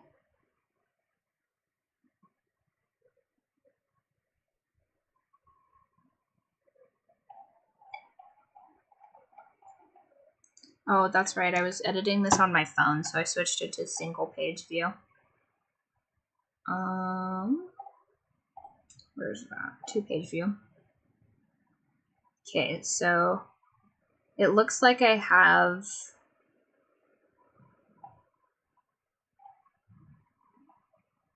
I'm about halfway through the flashback, so that one's nearly finished. And then I still need to finish the dialogue for Ghost Shouldn't Text Back. And then I need to finish A Place to Land and the version of her I keep. And then I think I'll write Learning How to Stand Still and the epilogue. I think I'll write those after instead of in order.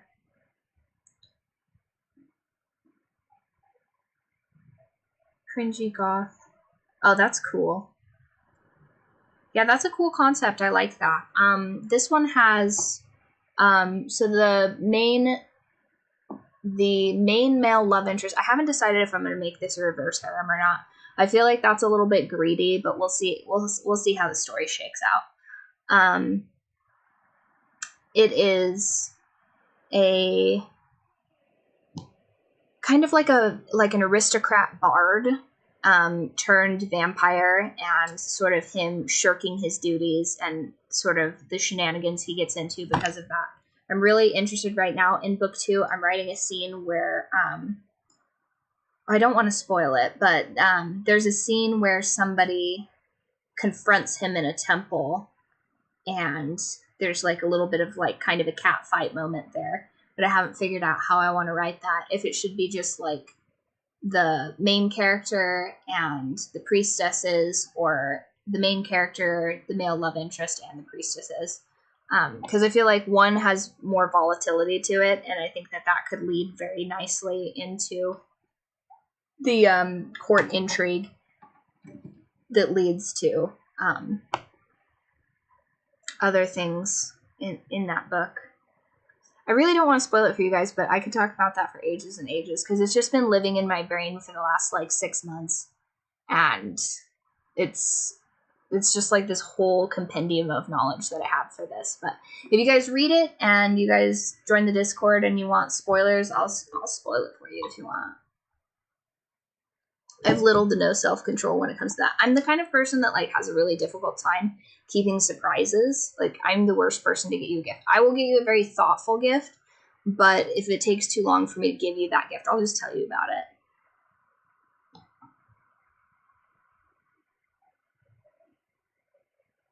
Nice. Yeah, that's super cool. Have you read, I can't remember which one of the Witcher books it is, but have you read the Witcher books? There's kind of a fun excerpt about vampires in, I want to say it's Tower of the Swallow. Have I published stuff? Technically, Bite is published, but I'm waiting for, so the ebook is available. You can just read the ebook.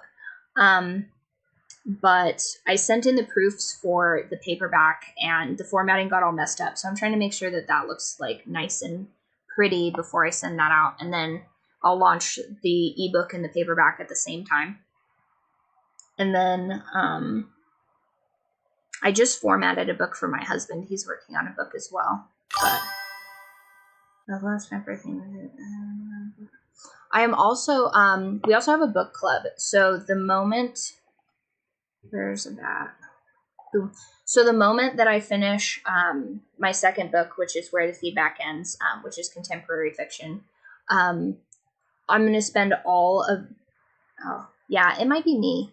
I did just have a tech guy look at my laptop, and that was probably pretty grueling for him, because I'm like, what's bitrate? And he's like, oh God. And so he kind of helped me set it up so that I have noticed that I don't have any dropped frame rate. So it's probably you, bud. Boop.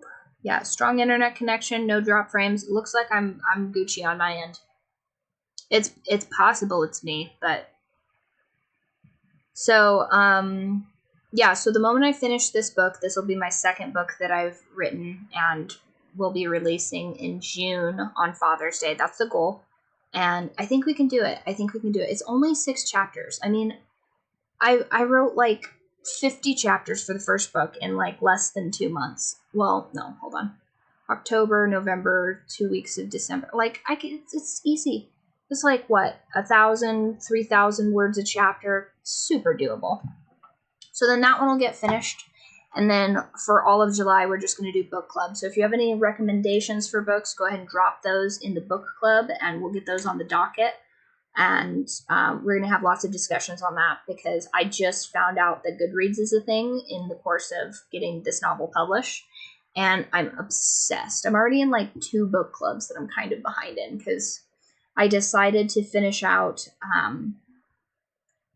Christopher Paolini's new book, Murtagh.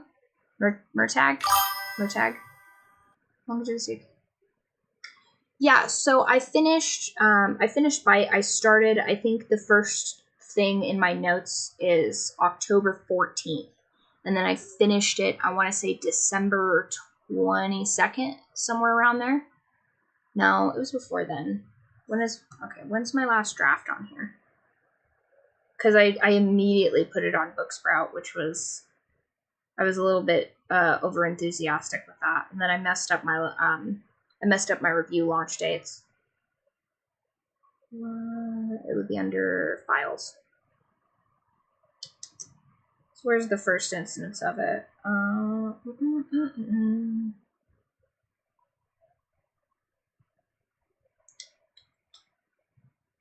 5/24.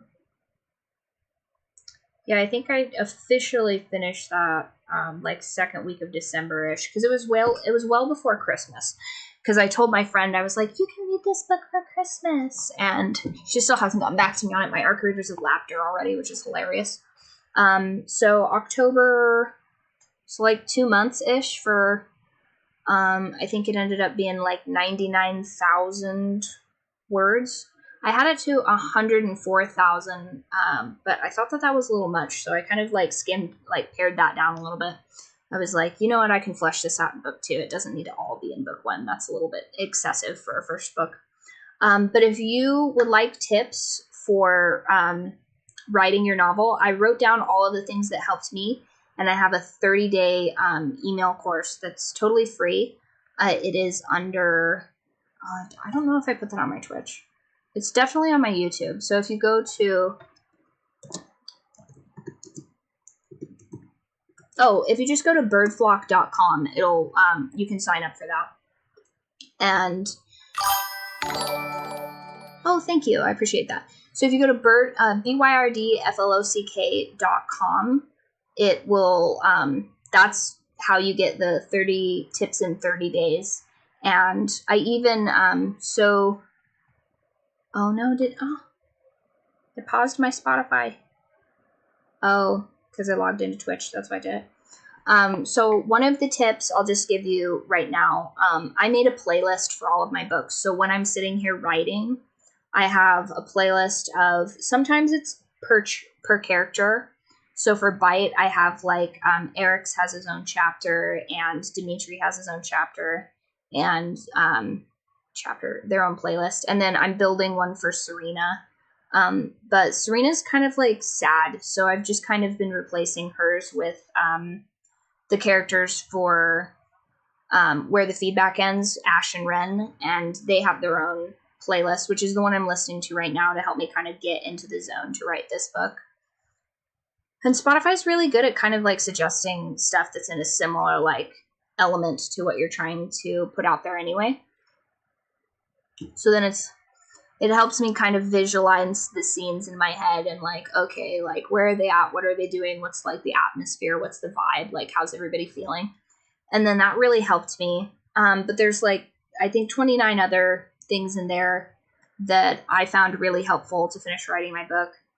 Honestly, I thought I couldn't write a book. I thought it was something that people with like degrees and stuff had to do. But then I just typed out 104,000 words and was like, oh, word, this is a lot. And then I immediately went into finding an illustrator, and I was like, there's no way I'm going to get lucky and find like the perfect illustrator for this. And then I found my illustrator, and she was a gem. She was absolutely amazing. And I was like, there's no way she's going to get me this hand-drawn cover in a month. Like, there's no way. And so I was certain that she wasn't going to get me the cover until June. And so I set my launch campaign for October, but like, whoopsie, way sooner can I launch that. In fact, the moment that I get my chapter edits back from one of my ARC readers turned editor, then I will, then I'll release that on Amazon just for fun, so those people can read it as soon as they want. But you can read it for free. Yeah. What's your goal? Or is your goal for it to be, because Bite ended up being, I don't know, it ended up being like that thick of a cover, and yeah, it ended up being probably about an inch and a quarter or something like that, I think.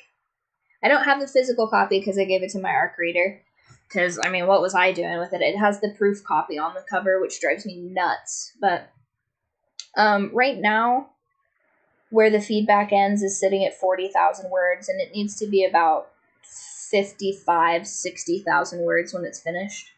So, like, what's your goal? What's your goal finished word count, approximately? Just finish the story. Well, it depends on, yeah, I mean, I guess the story's finished when the story's finished. Are you like a storyboarder, or are you more of like just kind of flow state writer? Because, I mean, I think with Bite, I did like the raw scaffolding of it, and then I was like, okay, what do I need to, like, what elements do I need to incorporate in here? I really liked writing the first five chapters of it. That was really fun. I thought it might be a little bit much because there's a lot of hatred towards creatures of the porcine variety, and I didn't think people would rock with that. In fact, one person didn't. They DNF'd it. They were just like, not for me. So I can only assume that they had a personal vendetta against pigs. So it's such an eclectic problem to have. But I was, at least one person was going to not like that aspect of the book. So I was proven right on that. But yeah, so do you have like an outline for it? Do you have like a beginning, middle, end kind of? If it's a short story, I pants it. The first time I attempted a long novel, so I outlined it. Then I wrote the first draft and rewriting it because the first draft was like the outline with lettered grammar. Right, so you're just working on expansion. If you're just working on expansion, then that's probably going to be a good 100 thou when you're finished with it, probably. Are you incorporating like sensory? Is this what's the genre? What's the genre, if you don't mind me asking? Day to say goodbye. Oh, this song is such a banger. I got absolutely obsessed with this song while I was writing this. It just incorporates exactly the feeling and sentiment of this girl's downward spiral. Like, just imagine her like laying on the floor of her room, not even in her bed. She's too depressed for that. Romance, yeah. Like contemporary romance, fantasy romance. What are we talking here? Because if it's contemporary romance, I could see that because you don't have to do as much world building because it's like modern. So you don't have to explain like the scaffolding of the world because it's like, you know what a computer is or you know what a car is, basically. Like you're not writing it like you're explaining to aliens like how life is. But yeah, this song reminds me of like a sad girl laying on the floor of her bed. She doesn't even have the energy to like lay on her bed, and she's just got tears just streaming down while she's holding like a postcard from like a loved one. Such a good song. Very, very emotionally evocative. Like a sweater.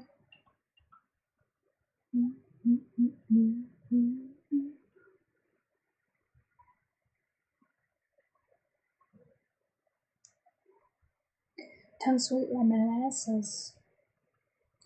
Playing apart and breaking my heart. Going the storm. Oh, nice. Yes. Well, I think you have until I think that one ends.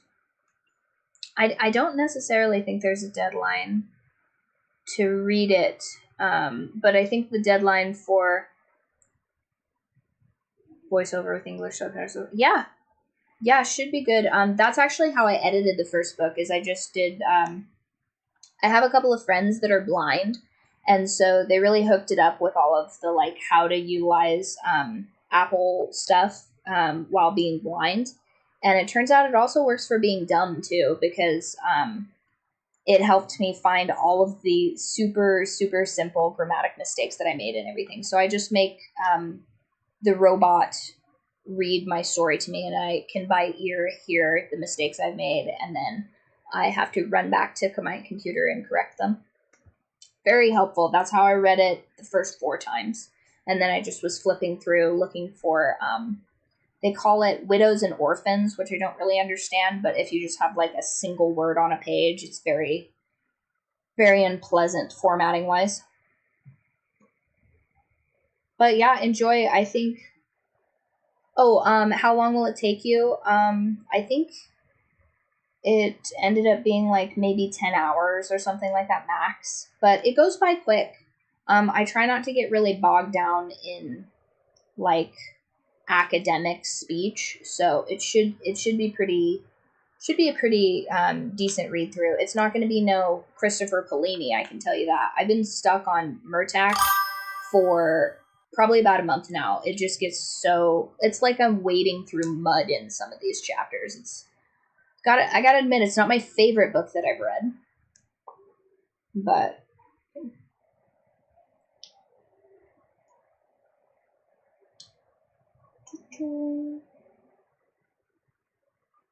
Nice. Nice. Yeah. I think honestly that one you're probably pretty close. Probably somewhere between like, I don't know, low end 60, high end 80 maybe. So you're probably pretty close there. Are there any like thematic elements that you're trying to do you think in concepts of like literary devices, or is that an autism thing? I'm never quite sure if I'm humaning correctly, so it's always interesting to me to see how other people like conceptualize their books. All the things you do to me. Yeah, I got some pretty quick, like, let me see how the fastest people that read that campaign really quick for you. Book. Short arms. Book Sprout. So, yeah.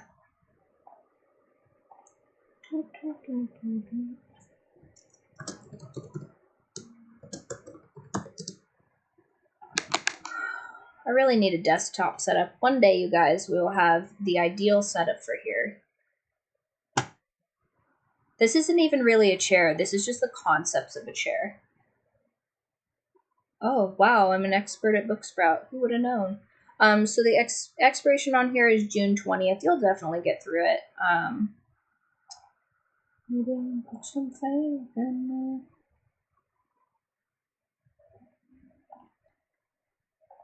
You started.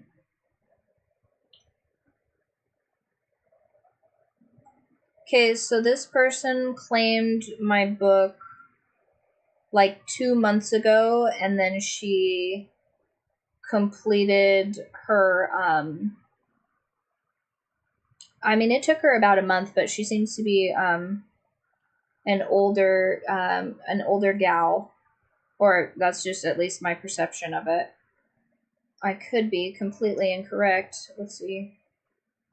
This one, I got a really, really fast review on this one.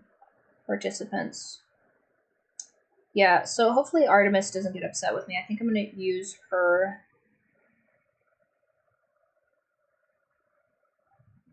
Yeah, so this person claimed my book 36 days ago. And then, so what would have been, hey Siri, what was the date 36 days ago? Dang. Okay, so this girl read my book in 2 days. She got it on April 20th, and then she submitted her review on the 22nd, which is definitely what I would consider a speed run. That is crazy work. I didn't notice that. That is nuts. Yeah. Unfortunately, I think my dad is also autistic, and so when he went to diagnose me, he was like a real shifty about it. But I've gotten a lot of feedback on the TISM. Luckily, if you're kind of like high functioning, that goes undiagnosed, but like, I don't really care either way, diagnosed, undiagnosed. A lot of the workarounds for being autistic work, so that's good enough for me.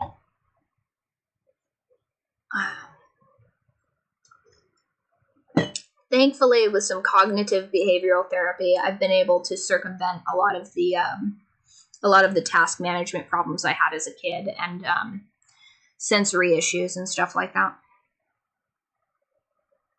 Oh, nice. That's good. Yeah, you definitely have a more lucrative day job than me, I will say that. I do prep. I do like prep cooking and stuff like that. Technically, I'm a baker, but I don't know. I don't think I spend enough time baking to actually claim that title. She likes a boy, she likes a boy, she likes a boy, she likes... Oh, you might like this song for your book. I'm not a boy. Ooh. I'm like a third of the way through. Right. So when I'm thinking about it, I'm trying to think of like I really would like to have the technical skills to create a mind map so you guys can kind of see like the linkages that I'm putting between the things. But I don't really have the patience for that, and I lack the skill creatively to be able to like collage that. I think I'd need to have a giant whiteboard and then write those things out and then have like the little twine strings. Mm-hmm. Yeah. Yeah, it's definitely much better to be able to spend time on your passions and your hobbies. But let's see. So think about um like the different emotions and stuff like that your characters would be going through, and like what scenes would help explore those with the audience as they're reading it. So if you're wanting one of the characters to have like a particular like emotional arc on something, then think of things that could like essentially like, you know, when you're watching a movie, like how does the couple making dinner together not only advance the plot, yes, but how does it like show you their relationship dynamic and like how they interact with each other, or how does it give you like glimpses into the character and sort of their eccentricities, or like how they process things or perceive things. But it sounds like you're pretty close there. It sounds like you're pretty you're on the cusp of it, which is honestly more than most, because I think a lot of people think like, oh, I'll write a book, and then they never do it.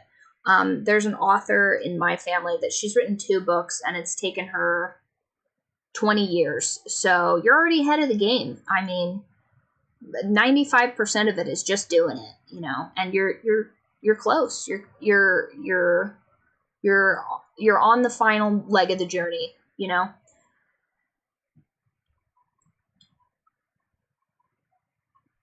Nice. Plus, LGB stuff is like super hot right now. I mean, I think I explore LGB elements in my book, but I wouldn't say that it's like a gay awakening book or anything like that. I think it's more navigating like the loss of a friendship with like I would assume gay elements in it. Watching this song, God, I love this band. I'll shut in the dawn. I'll keep drinking after hours, 'cause there's no love that's after hours. This song dropped while I was writing this book, and I went absolutely feral for it. I was so obsessed with it. They're pretty much, I think it's Voila is how you pronounce their. Let's go back one more. Go back one more. Behave. Yeah, I think it's Voila. I'm probably butchering that, potentially. But they feature pretty heavily in my playlist for Bite.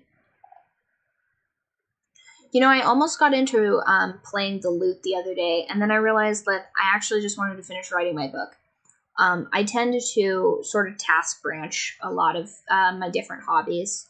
So eventually, I will really shore that up to like maybe 5 things that I rotate around doing. One of those being milking goats. Yeah, you see, you know, that's an element that I looked into for writing Moon and Marble, because it's like, I'm just a white chick. Like, how am I going to write Asian characters?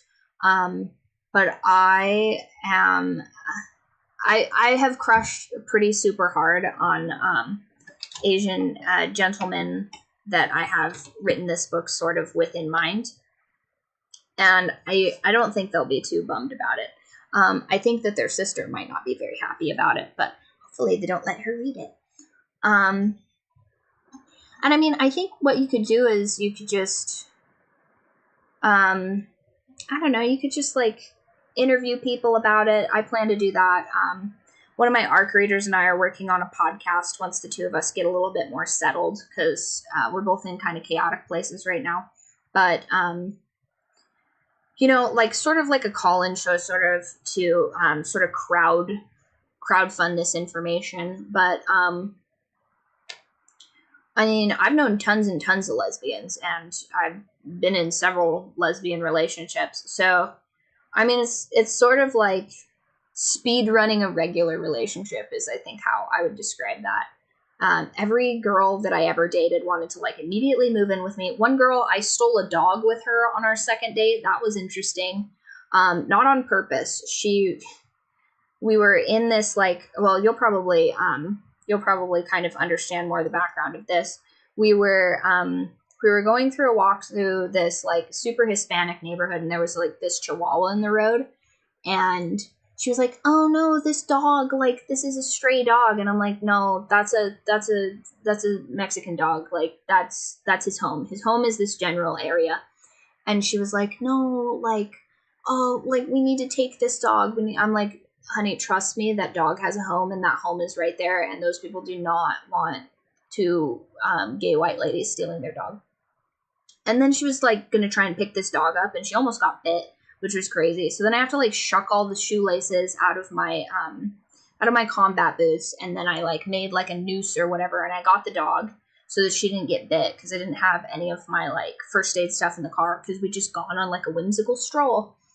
And she was like, "This is gonna be our dog," and I was like, "This bitch is certified crazy. Like this bitch is institutionalizable." And so I was like, "Okay, cool." And she takes the dog back to the house, and she's like examining it and stuff like that. And I'm like, "I can't believe I just like fucking stole a dog for this crazy girl. Like, we haven't even gotten to like, I haven't even hit a home run with this chick before, and we're stealing dogs together. Like, this is not the arc I'm trying to go on with this girl." And so I was just like, "Oh, no problem, baby. By the way, if you know this girl, no, you don't. Do not tell her this story. She'll be so mad. Her and her new girlfriend will be very angry with me about this. But also, you're welcome. You got good luck chucked. Now you're with probably the love of your life. I was not for you." So, in the meantime, I'm in this girl's house with this stolen dog, basically. A dog. Exactly. So like I'm familiar with the culture, because I keep telling my Mexican neighbor, I'm like, Italians are basically the Mexicans of Europe, and he doesn't believe me, and he also kind of regards me with like some general suspicion. He's constantly stunning on me that I don't have goats, though. So the moment that I get my ideal little plot of land and get goats, he's going to be getting like rapid fire text messages of me just like holding money in front of goats and being like, "What up, Carlos?" Like, ugh. So she's got this stolen dog in her living room, and I'm like, "Oh, you know what? I got to go back to class, babe," because I had biochemistry at the time. I'm like, "I got to go back to class. I'll take the dog." Un poco. My family hasn't been Italian for a couple of generations, but the food, muy bien. Yes.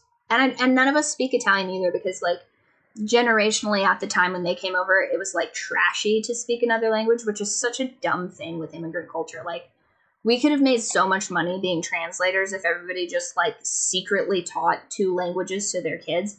Bilingual, trilingual kids all day. So I'm at a competitive disadvantage job wise, but I speak a teensy bit of Spanish because my coworker doesn't speak any English, and so we back and forth.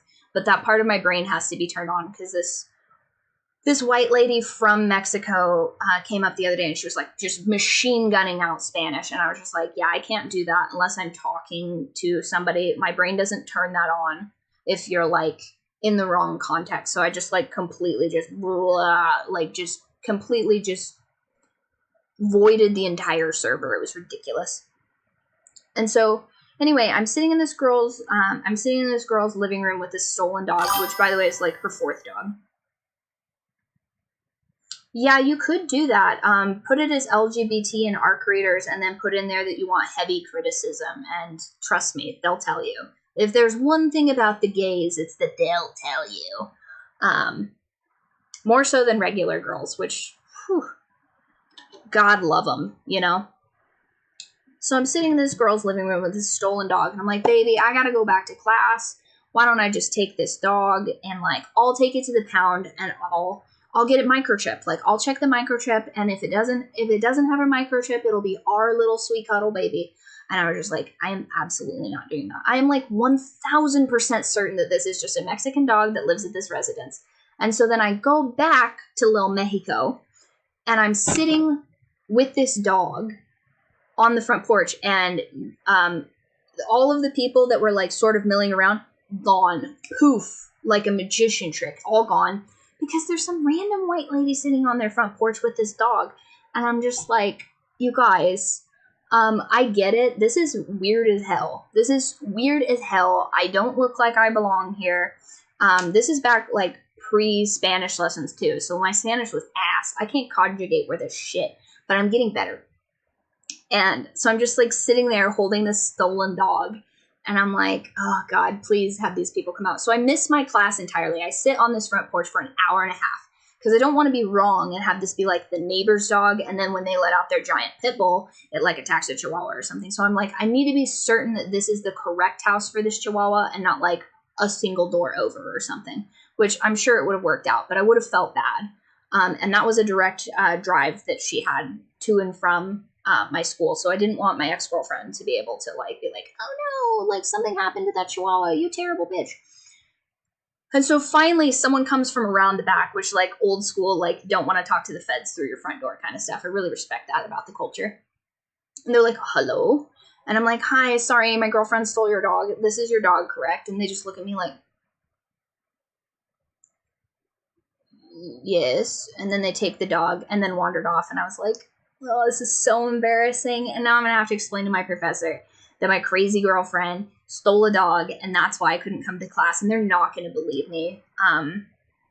That was just insane. I would like to say that's the first time a girl tried to get me to steal an animal for her, but it isn't. So, that is the first time it worked, though.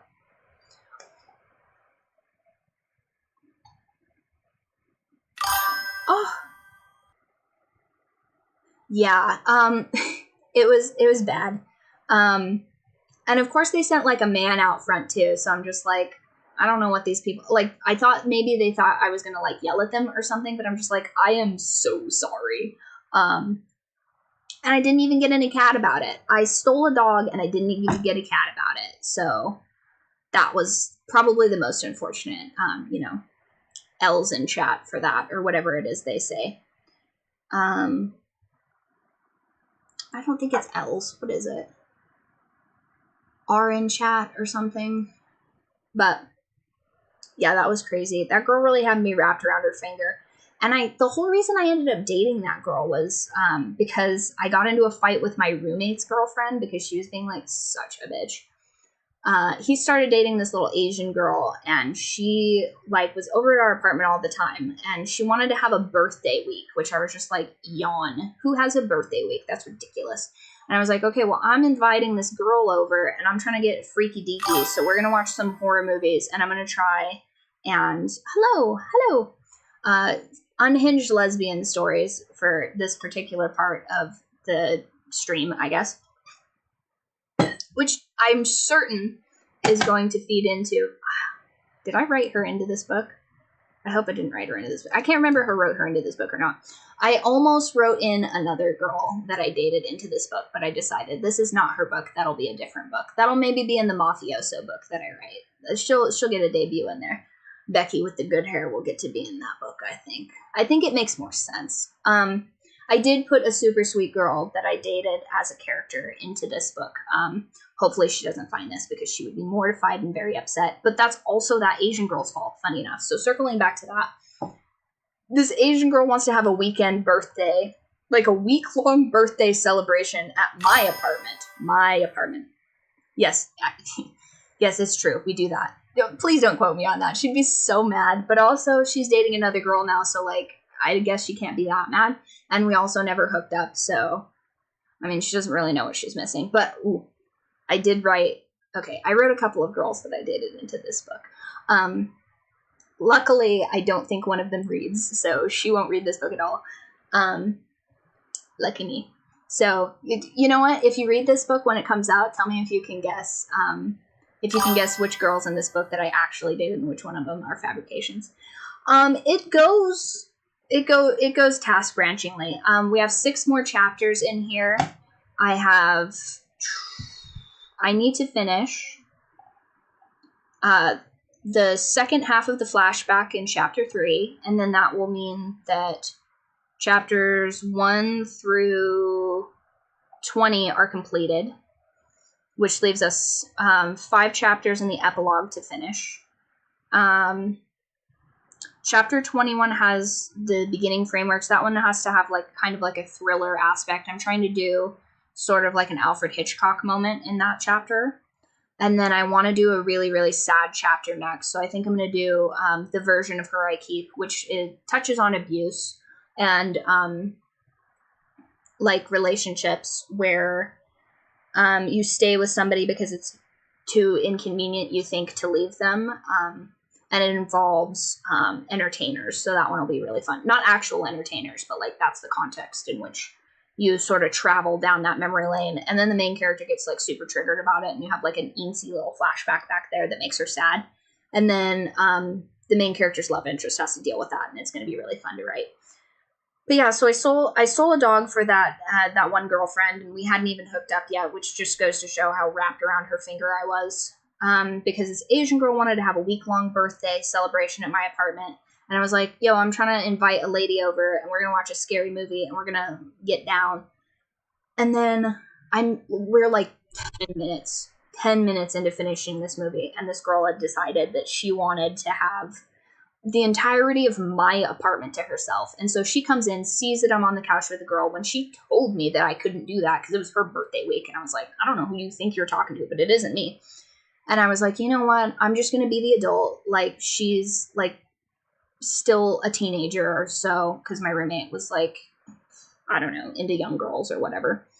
Not that he's a creep about it, but you get what you get, you know what I mean? If you're gonna date somebody that's never paid taxes before, these are the problems you're gonna have. And she was pretty, though, I will give him that.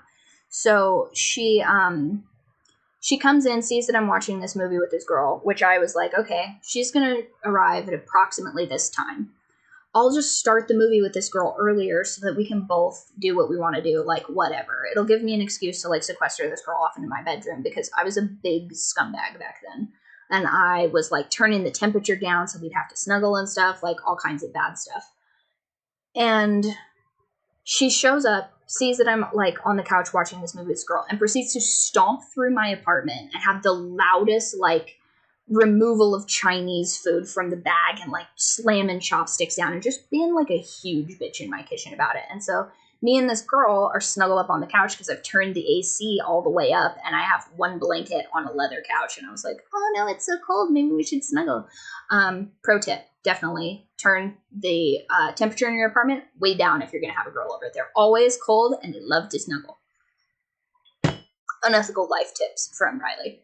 So then we look at each other, we share a little telepathic moment, what a bitch, right?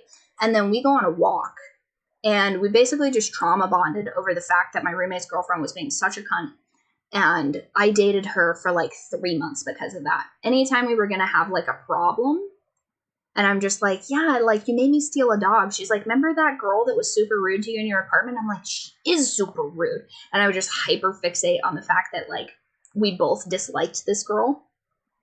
And then that went on for 3 months, and I just dated this girl I was madly incompatible with. She was a gold star lesbian or whatever, and she was very mad that I was bisexual. So that was already just not in the cards for us, because I am a fuck around and find out type of person. So if she made one more petty conversation about how I was not a good person for having dated men, I was going to sleep with one of her brothers just to prove a point, because they, just like her, were also attractive. So I'm glad that I'm no longer in my villain era, because that would have been a novel to write, let me tell you.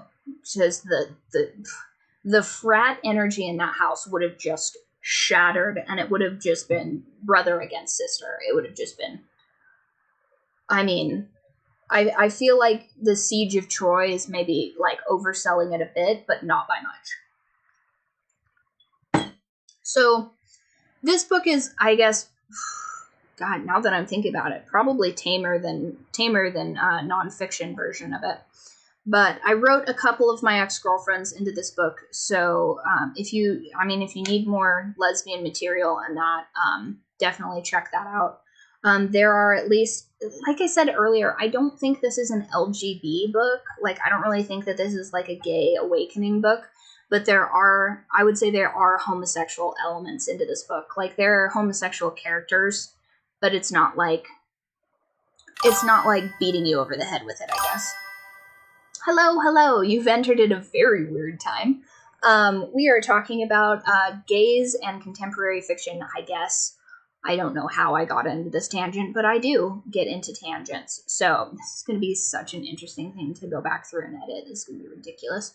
But there's a couple of threesomes in this book that were pretty fun to write. I would really love to make some character designs of a couple of the characters in here. Minor characters, but they just like linger, you know. Well, for me at least. Especially the ones I've based on real people. Those were really fun. Pro tip when you're writing, write your enemies into a book. It's so fun. So cathartic, so healing. But yeah, like I said, my favorite ex-girlfriends, I haven't even written those into a book. I should write Becky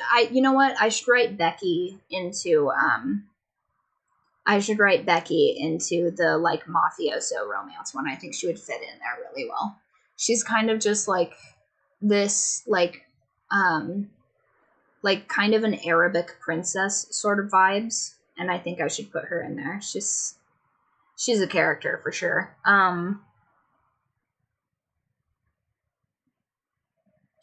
Yeah, here's the weirdest part. I don't think I ever dated any Latinas, but like I feel like I would rock really well with like a Latina chick. I feel like we have very similar energies, but maybe that would be a problem. But I'm definitely, I don't know. In my experience, I'm a little bit too aggressive to date other white chicks. I've got a little bit too much masculinity for that.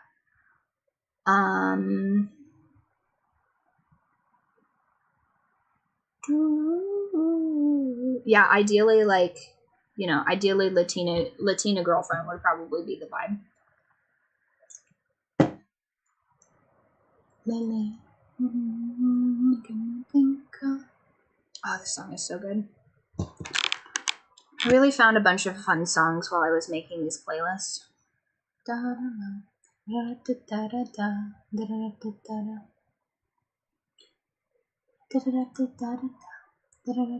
So I guess, does that answer your question about lesbians, or does that make you more confused than ever?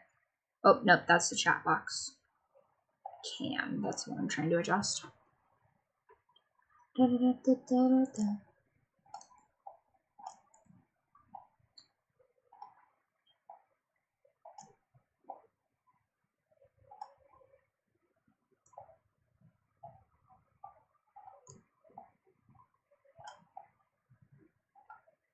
Nope, I made that way too big.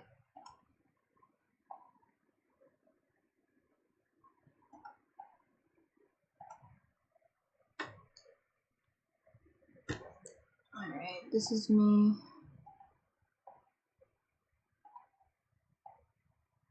It changed pretty much nothing, actually. I think those two are closer together now, though. Currently about to start reading Wonders. Middle School Dresden Fireman's Order. There's nice. Order of the Phoenix is a crazy pull. I haven't read that in forever. Middle grade fantasy. Have you read, I'm also a big fan of Heir Apparent by Vivian Van Velde. Even if that's not in my book club, I will be reading that for probably the 5th time. And then let me just pop up our book club. So the moment that I finish writing Where the Feedback Ends, I'm going to spend... Yeah, I mean, I pretty aggressively pursued that. I would say that most of my ex-girlfriends did not aggressively pursue that, which is why, like, if you look at the data, I skew more male, but that's just because I feel like we share more similar like values insofar as bedroom activities, as well as just kind of general temperament, probably. Because if you're dating like a super feminine chick as a woman and you're super aggressive, it kind of comes off like you're like a little predatory and stuff, like, and that's not like super fun to be around like somebody that's supposed to be your person, to feel like, you know, that you're like trying to like hunt them or whatever. That shit's crazy. Nice. Well, thank you. I hope you really enjoy reading that. And if you have any feedback, good, bad, or otherwise, I absolutely would love to hear that. Thank you. And then the other lesbian girls that I was friends with, there was an affair situation, which was pretty spicy, but I won't get into that part into the novel or in here. Nice. Yeah, send these TBR stack too. Nice. So the moment that I finish the book that I'm currently working on, we're going to be doing book club all July. So we'll be doing book club all July. If you go to Goodreads, this is the name of the book club. It looks just like this in the little icon. I don't know how to link it, but it's open. So go ahead and hop on there. And then July 1st is when we're going to start reading everything once I formatted everything for June. I think I have a couple of like events that I have to mess around with second part of June, so that's why we didn't start it in June. But yes, thank you. I hope you enjoy it, and I hope that your reader I hope your reader does it justice. Spice Road. I'm also going to be working on reading this book eventually. This is on my reading list. But I have to wait to suggest that in one of the book clubs that I'm currently in. I'm like 3 books behind. I'm currently reading Murtak by Christopher Paolini, and I gotta admit, it's kind of like wading through mud in some chapters, so it's taking me longer than usual. And then I'm working on Pretty Girls, I think is the next one that I have.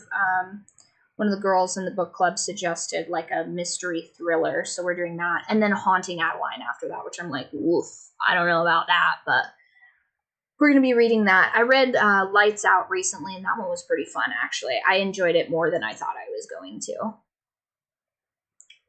I think initially I didn't read it because of the cover, because it has like a cat skull on it, and I'm just like not about that vibe. Like, I'm witchy, but like not that kind of witchy. But it was just like kind of a creative choice because it's like a dark romance. It had nothing to do with the plot, but I was like, I don't know, it's a dark romance, like, but I actually enjoyed it. She has another book coming out called Caught Up, which I'll probably read as well. But the books are quickly piling up. It gets pretty crazy. But yeah, Hugo, sometimes it depends, honestly. Like, the one girl I dated, I was not sure that she was even... Yeah, see, if you like YA fantasy and stuff, I think you'd really like Vivian Van Veld's Heir Apparent. I think you'd enjoy that. Unique magic system. Nice.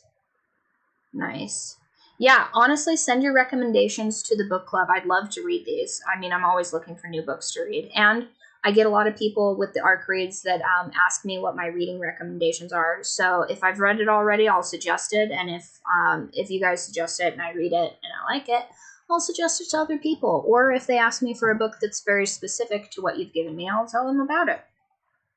I can't wait to do book club. I'm so excited. I think we should do live book clubs so that we can like chat back and forth about it. I think we should do that. And snacks. I think we're also going to do snacks and recipes with those too.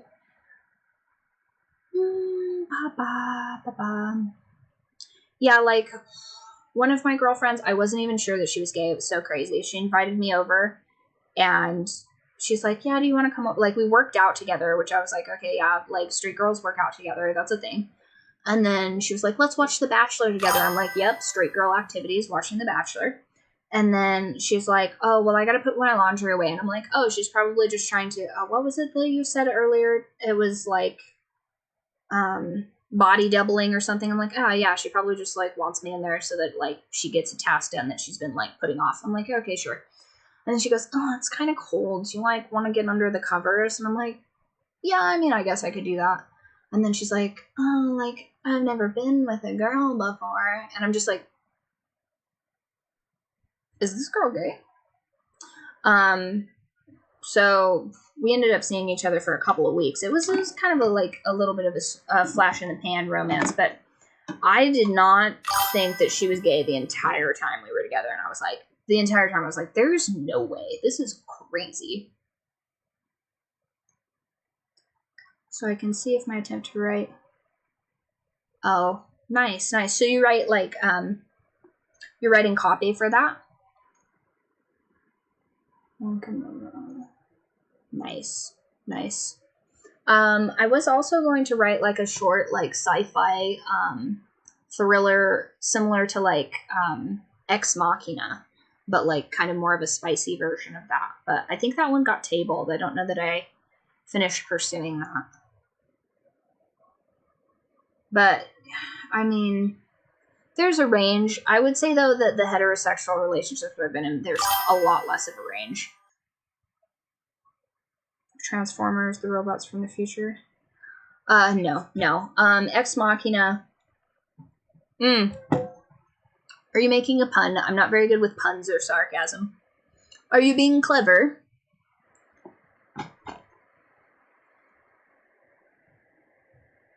Seeing if it's accurate or not. Nice. Oh, what is it, Mr. Kitty? What is it, Mr. Kitty? Are you hungry?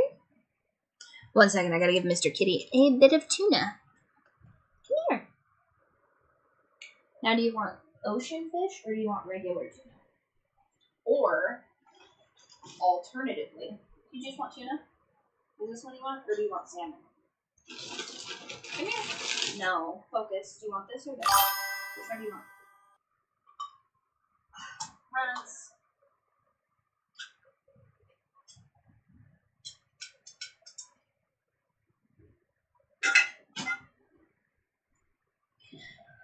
Oh, the trials of having a skinny cat and a fat cat. Yes, they're so cute.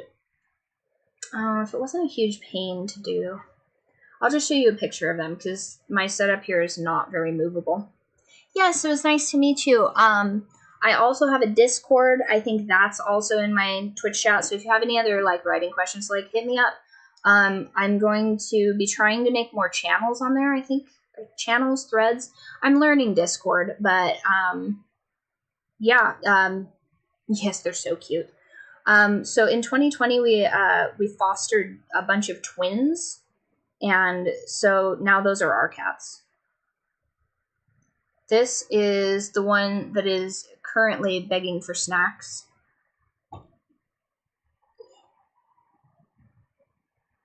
It's like super bright. Let me try.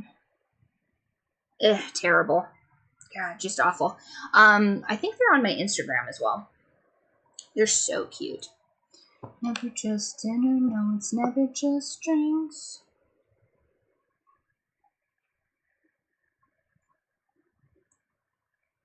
Wow, it's like super bright. Can I turn the brightness down on this? Would that fix it? Yep. He's orange and white. Oh yeah. Well, there's no fear of that because it's pretty dead right now because I just made it. So I don't think that your bad juju will rub off on it. And honestly, I don't think any of you guys can really out-yap me. I am kind of the mayor of Yapsville for a reason. Sometimes I kind of lock in when I'm on stream, but I mean, the last time I had like a lunch with a coworker, we talked for 8 uninterrupted hours, and I didn't even have laryngitis the next day. Like, I feel like I'm just like built to yap. Yes, and so we have a tall, lanky. Oh, if you guys are familiar with Indoor Outdoor Cat on TikTok and I think YouTube, I think it's the same on Instagram too. But their cat Dave is basically like if you smushed our 2 twin cats together, because one of them is tall and lanky and skinny, and the other one is built kind of like a pork tenderloin, and he has like short little arms and short little legs, but he's so cute. Yes, it was nice to see you, and thank you for subscribing, and I loved your questions. Definitely feel free to to come back in and talk about your writing, and yeah, go for it.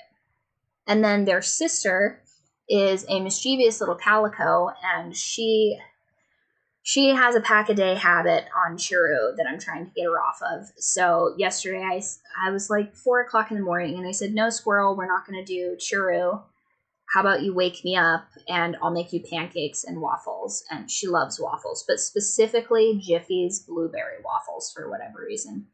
I very highly suspect that she's not actually a cat. She's probably some sort of, like, I don't know, cursed person that a witch made a cat or something, because she doesn't act like any cat I've ever had. And so she woke up my roommate and was like, make me waffles, because she like didn't want to wait. And she knows that there's only 2 people in the house that'll make her waffles. So she was like, make me waffles. Mom said no.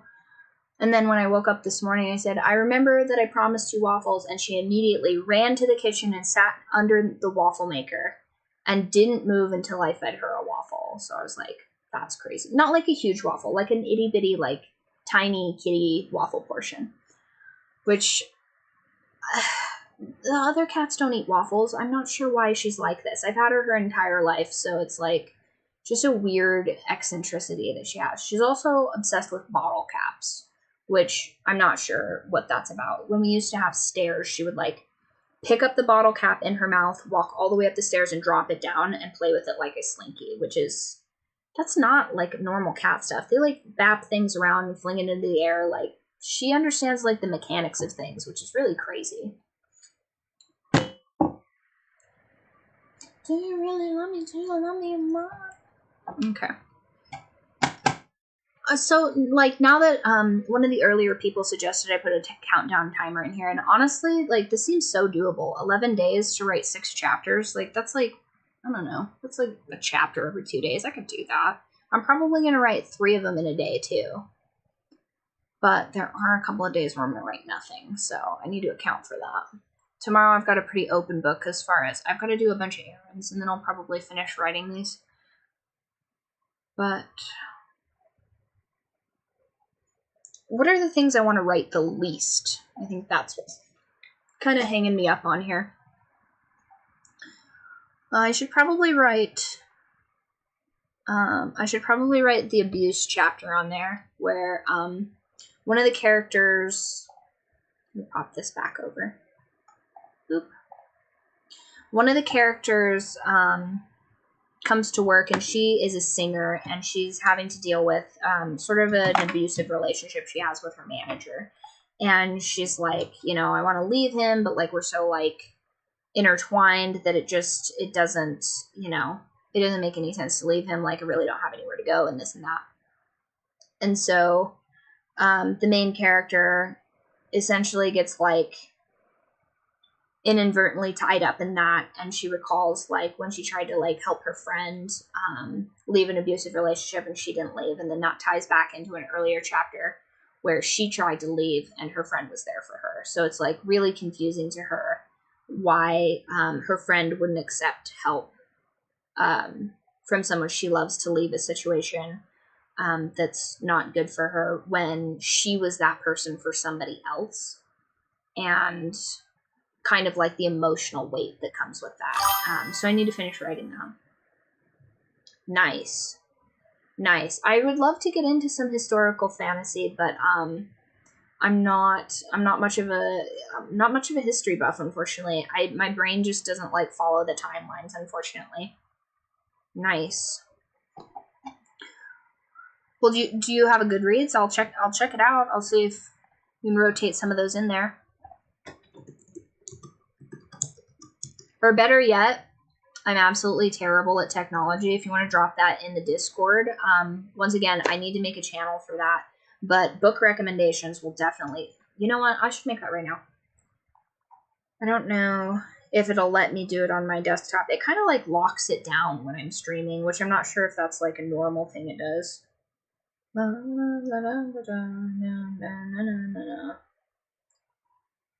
Text channel. Create channel. Book. Book recommendations. create. Over the edge, I am possessed. I gotta play date with death. Please link either book, Sprout, or Goodreads exclusively.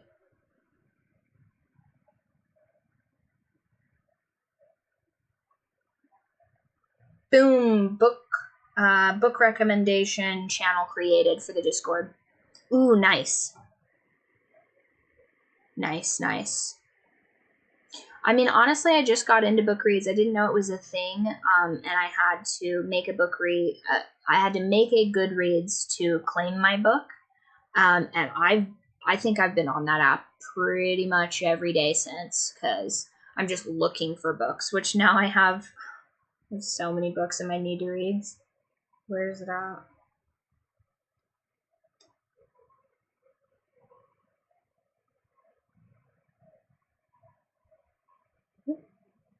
My books. Okay, that's not too bad. I've only got 18, but like, I need to read. Oh, right now in one of my book clubs, the girls picked a mystery thriller, which they picked Colleen Hoover last time, which I wasn't a real big fan of because it was listed as a romance. But I'm like, this is a thriller. I feel like she would get a lot less pushback if she was just in a different genre. But she keeps trying to write it like it's a romance book. And I'd never read a book before where I hated all of the characters. So that was, I mean, that's talent. Because it kept me hooked the entire time I was reading, but I was not, I essentially held hostage by that book. Yeah. So far there's 18 to read, and I have to filter those into the book club. July is going to be crazy. No, Mr. Kitty. How about you eat your dinner instead of trying to figure out how you can sleep on my sweaters? I think that's probably a better use of your time. Yeah. Yeah, go and eat your dinner. They never listen.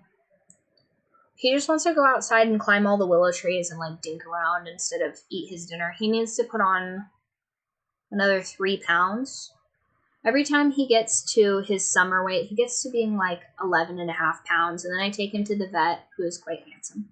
And the vet says, oh, that's a good outside cat. And then I get really upset because I'm like, that's an inside cat. How dare you? That's my boy. But he's so finicky. And they switched his, the company that keeps the cat food that he likes in stock didn't restock like one of the 2 flavors that he eats. And then I think the other one went out of business. So it's been, fussy finicking eating is, I mean, it comes with the territory. I've never had a dog be this finicky eating, but crazy. Ooh, this is another good one. I really like this song. Such a vibe. Okay, so what are you doing? You better not have brought in a bowl. You better not have. You just got the zoomies. Ridiculous. It's vole season. So if you're not familiar with voles, it's like imagine a mouse, but bigger with a little itty bitty tail. And they're super slow. It's like if a mouse was on like slow motion, basically. They love collecting them. I think they're up to like, I don't know. I think we've only had about 11 this year, but they have a bounty system, these naughty kitties. Soon it'll be lizard and snake season, which I've already collected at least 2 snakes, so soon. I know it's spring when there's snakes out. Luckily, we don't have any very bad snakes up here. Well, I guess bad is relative, but venomous snakes, I should say. All the venomous snakes up here have maracas at the end of them, so it's pretty easy to determine.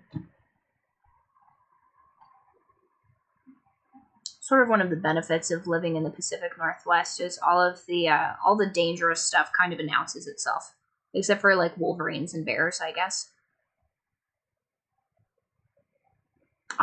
Guys, I'm so pleased that I figured out the chat. That has been plaguing me for forever. I was trying to figure out how to put the chat on here the last 2 streams, and it would either give me no chat, or it would put it in these weird little boxes that I wasn't fond of. So that is awesome. So very pleased about that.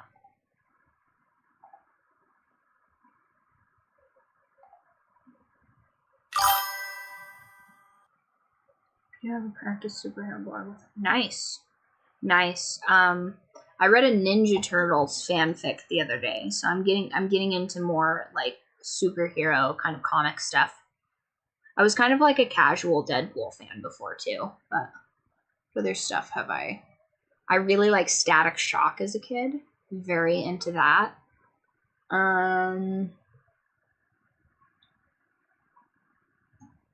I didn't get really very much into like Marvel and stuff like that, but I did really like Stirperella. I read a couple of those. Stan Lee was a genius before his time.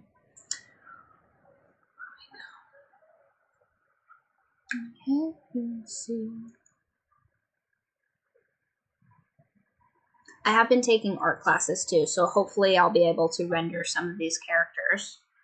I think that'll aid in some of the marketing and promotion for all of this. See it through my window shades, it's alright. Just pass the time, I'll watch it fade.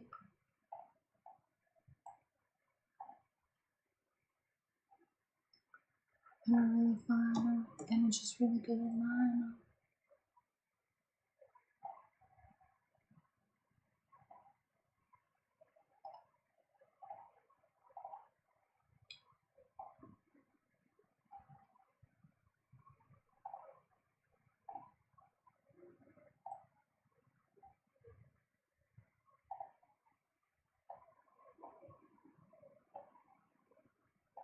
I'm doing fine.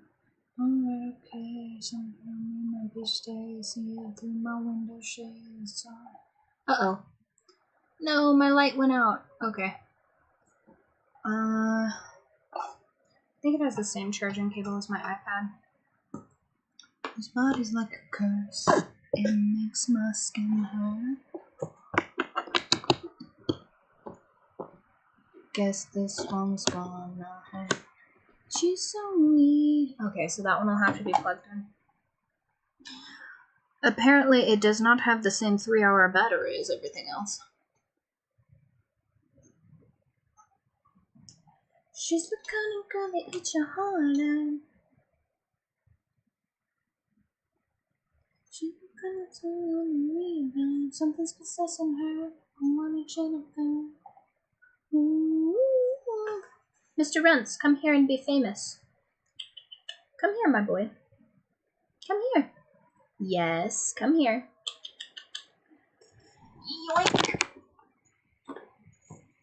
Oh, sorry about that. He's a big boy.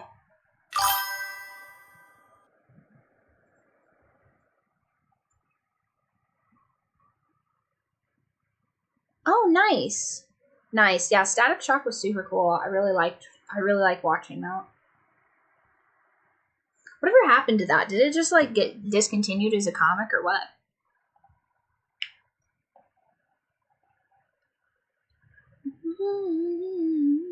Something's possessing her. I want Jennifer.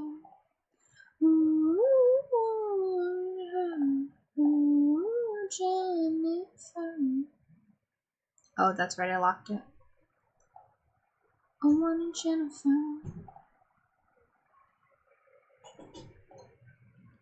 Yeah, I think I got that one. Nice. Something's possessing her. I want Jennifer. Ooh, also have been getting really into Invincible. Love, love, love that series so far.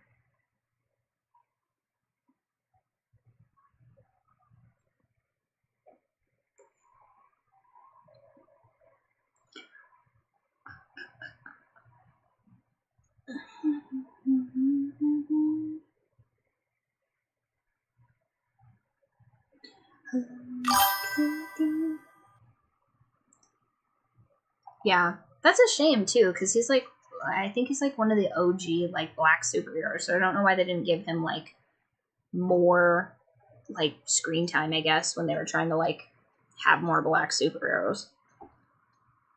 Plus, I feel like they like really 90s comics and stuff. I think they went over like a lot more relevant cultural topics than just, I don't know, a lot of the stuff that they're kind of churning out now is kind of meh. I say that like I read like a ton of comics, but from what my super old husband has told me, comics used to be better, just like pretty much everything.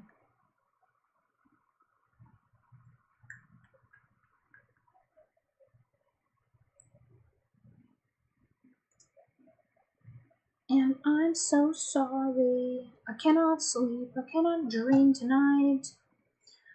So I think this is gonna be the 5-minute warning on the live stream. I think we got a lot done. I think we've introduced a lot of people. I'm very pleased so far at the turnout. I feel like we're getting a hold of like much more of like the group. Like we're getting the group together. I'm trying to stream every Monday and Friday to kind of like make some progress on this. I would stream on Wednesday too, but Wednesday is a really big prep day for me. So that's not going to open back up until probably this fall, which I think maybe we should do like a Wednesday Discord or something like that. I feel like I could still do that without like, because like the streaming is not good at my job, but I can always like respond and like maybe be in voice chat or something while I'm like prepping. Just so that like it's not like super far in between streams, I think. But I am pleased that I've been able to link as much as I have. Oh, I need to reorganize that, I think. Does that change my... Oh, okay. I was like, oh no, all of my stuff is in the wrong places, but that's just because I have the stream chat open in Twitch. Guess I'll just get rid of that countdown timer. I don't know how to put the countdown timer yet on my page, but I will figure that out, hopefully. Yes. No, I don't think when I first started streaming in like 2019, they had a writing and reading section. I don't think that existed yet.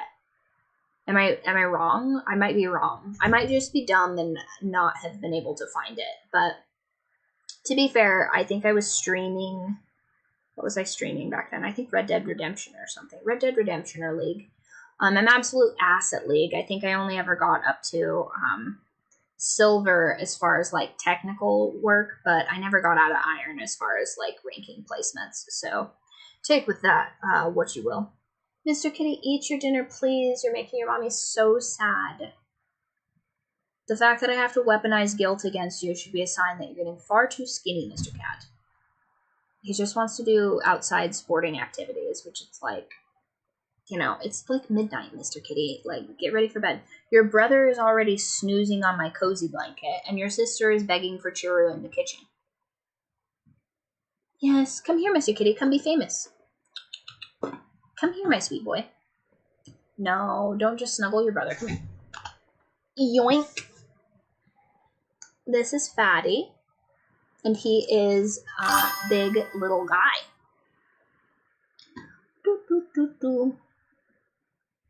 I mean, yes and no, but like, how much representation do we need, you know?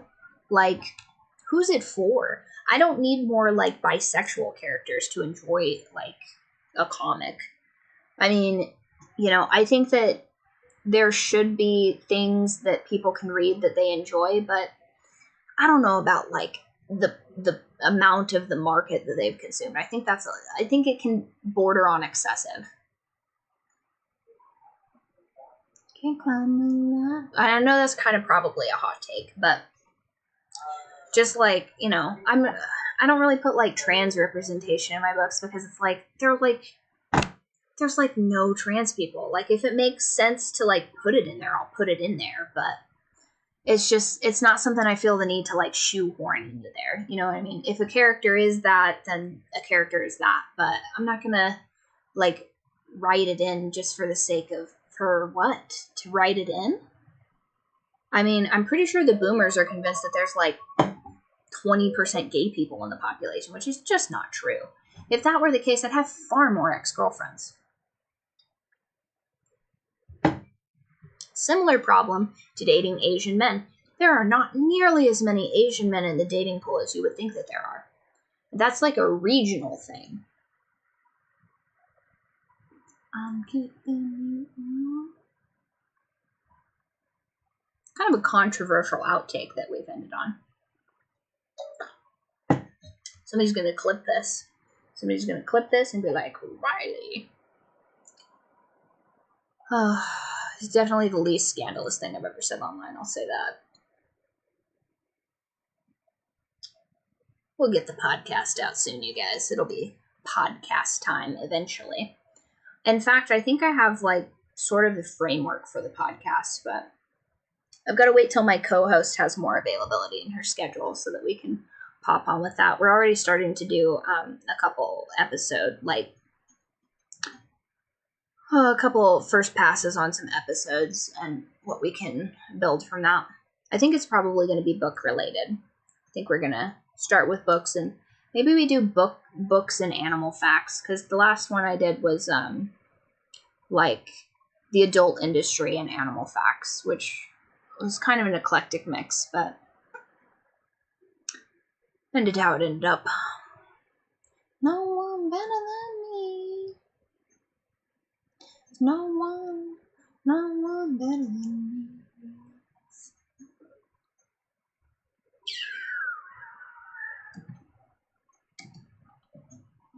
Oh my god, I just have had it on this one for forever. There we go. We'll end it on this one. Have you ever been to a party where no one knows who you are despite being an original member of the group? That's what we'll end this on. Oh, gosh, hold on. Pull down the promo real quick. Wonk. There we go. Because I need to finish writing that scene. That is a scene that needs more scaffolding, I think. It already has tasty peach salsa, I think. No, corn salsa. That one's corn salsa. I should maybe make like a book of recipes that I feature in books. Maybe we'll do that. Maybe that'll be one of them. Infinity Alchemist.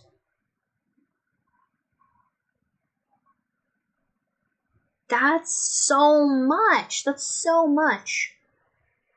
I feel like we're fundamentally looking into different genres of books. Affinity. I mean, I'll give her the old college try on that, but I think perhaps we might be on different spectrums. I mean, Full Metal Alchemist goes into some pretty dark themes. So, does it also kind of like follow that same like? Oh, okay, yeah, all right. Infinity Alchemist. Good dreams.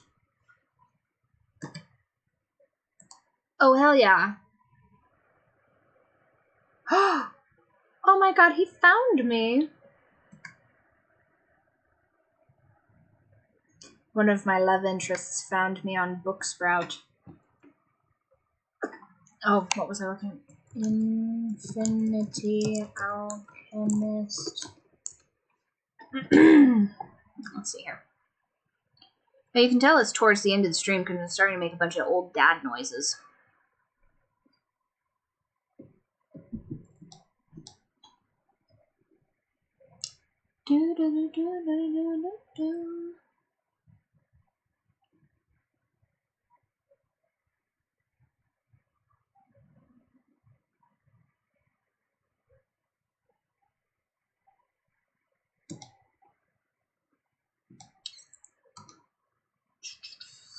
Tick tock, I've been waiting for you. Tick tock.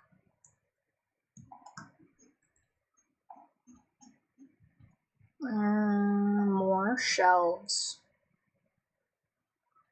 Add shelf. Recommended. Okay.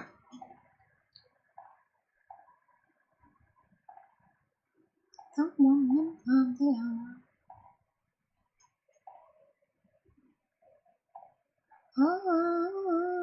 Oh, what to read?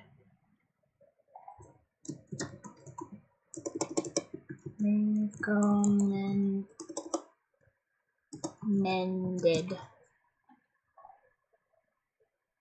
There we go. Boop! In the recommended. Oh, where's it at? Where's it at? One of the best reads. That's a tall order. Well, it's in the docket. I will take it on your recommendation, and I will read that one. I will read that one. Okay. So I think that, wow, we went a little bit over our time, you guys. I think 3 hours is probably the magic number for these. A little bit over can't hurt, though. What was the streaming guide I was looking for?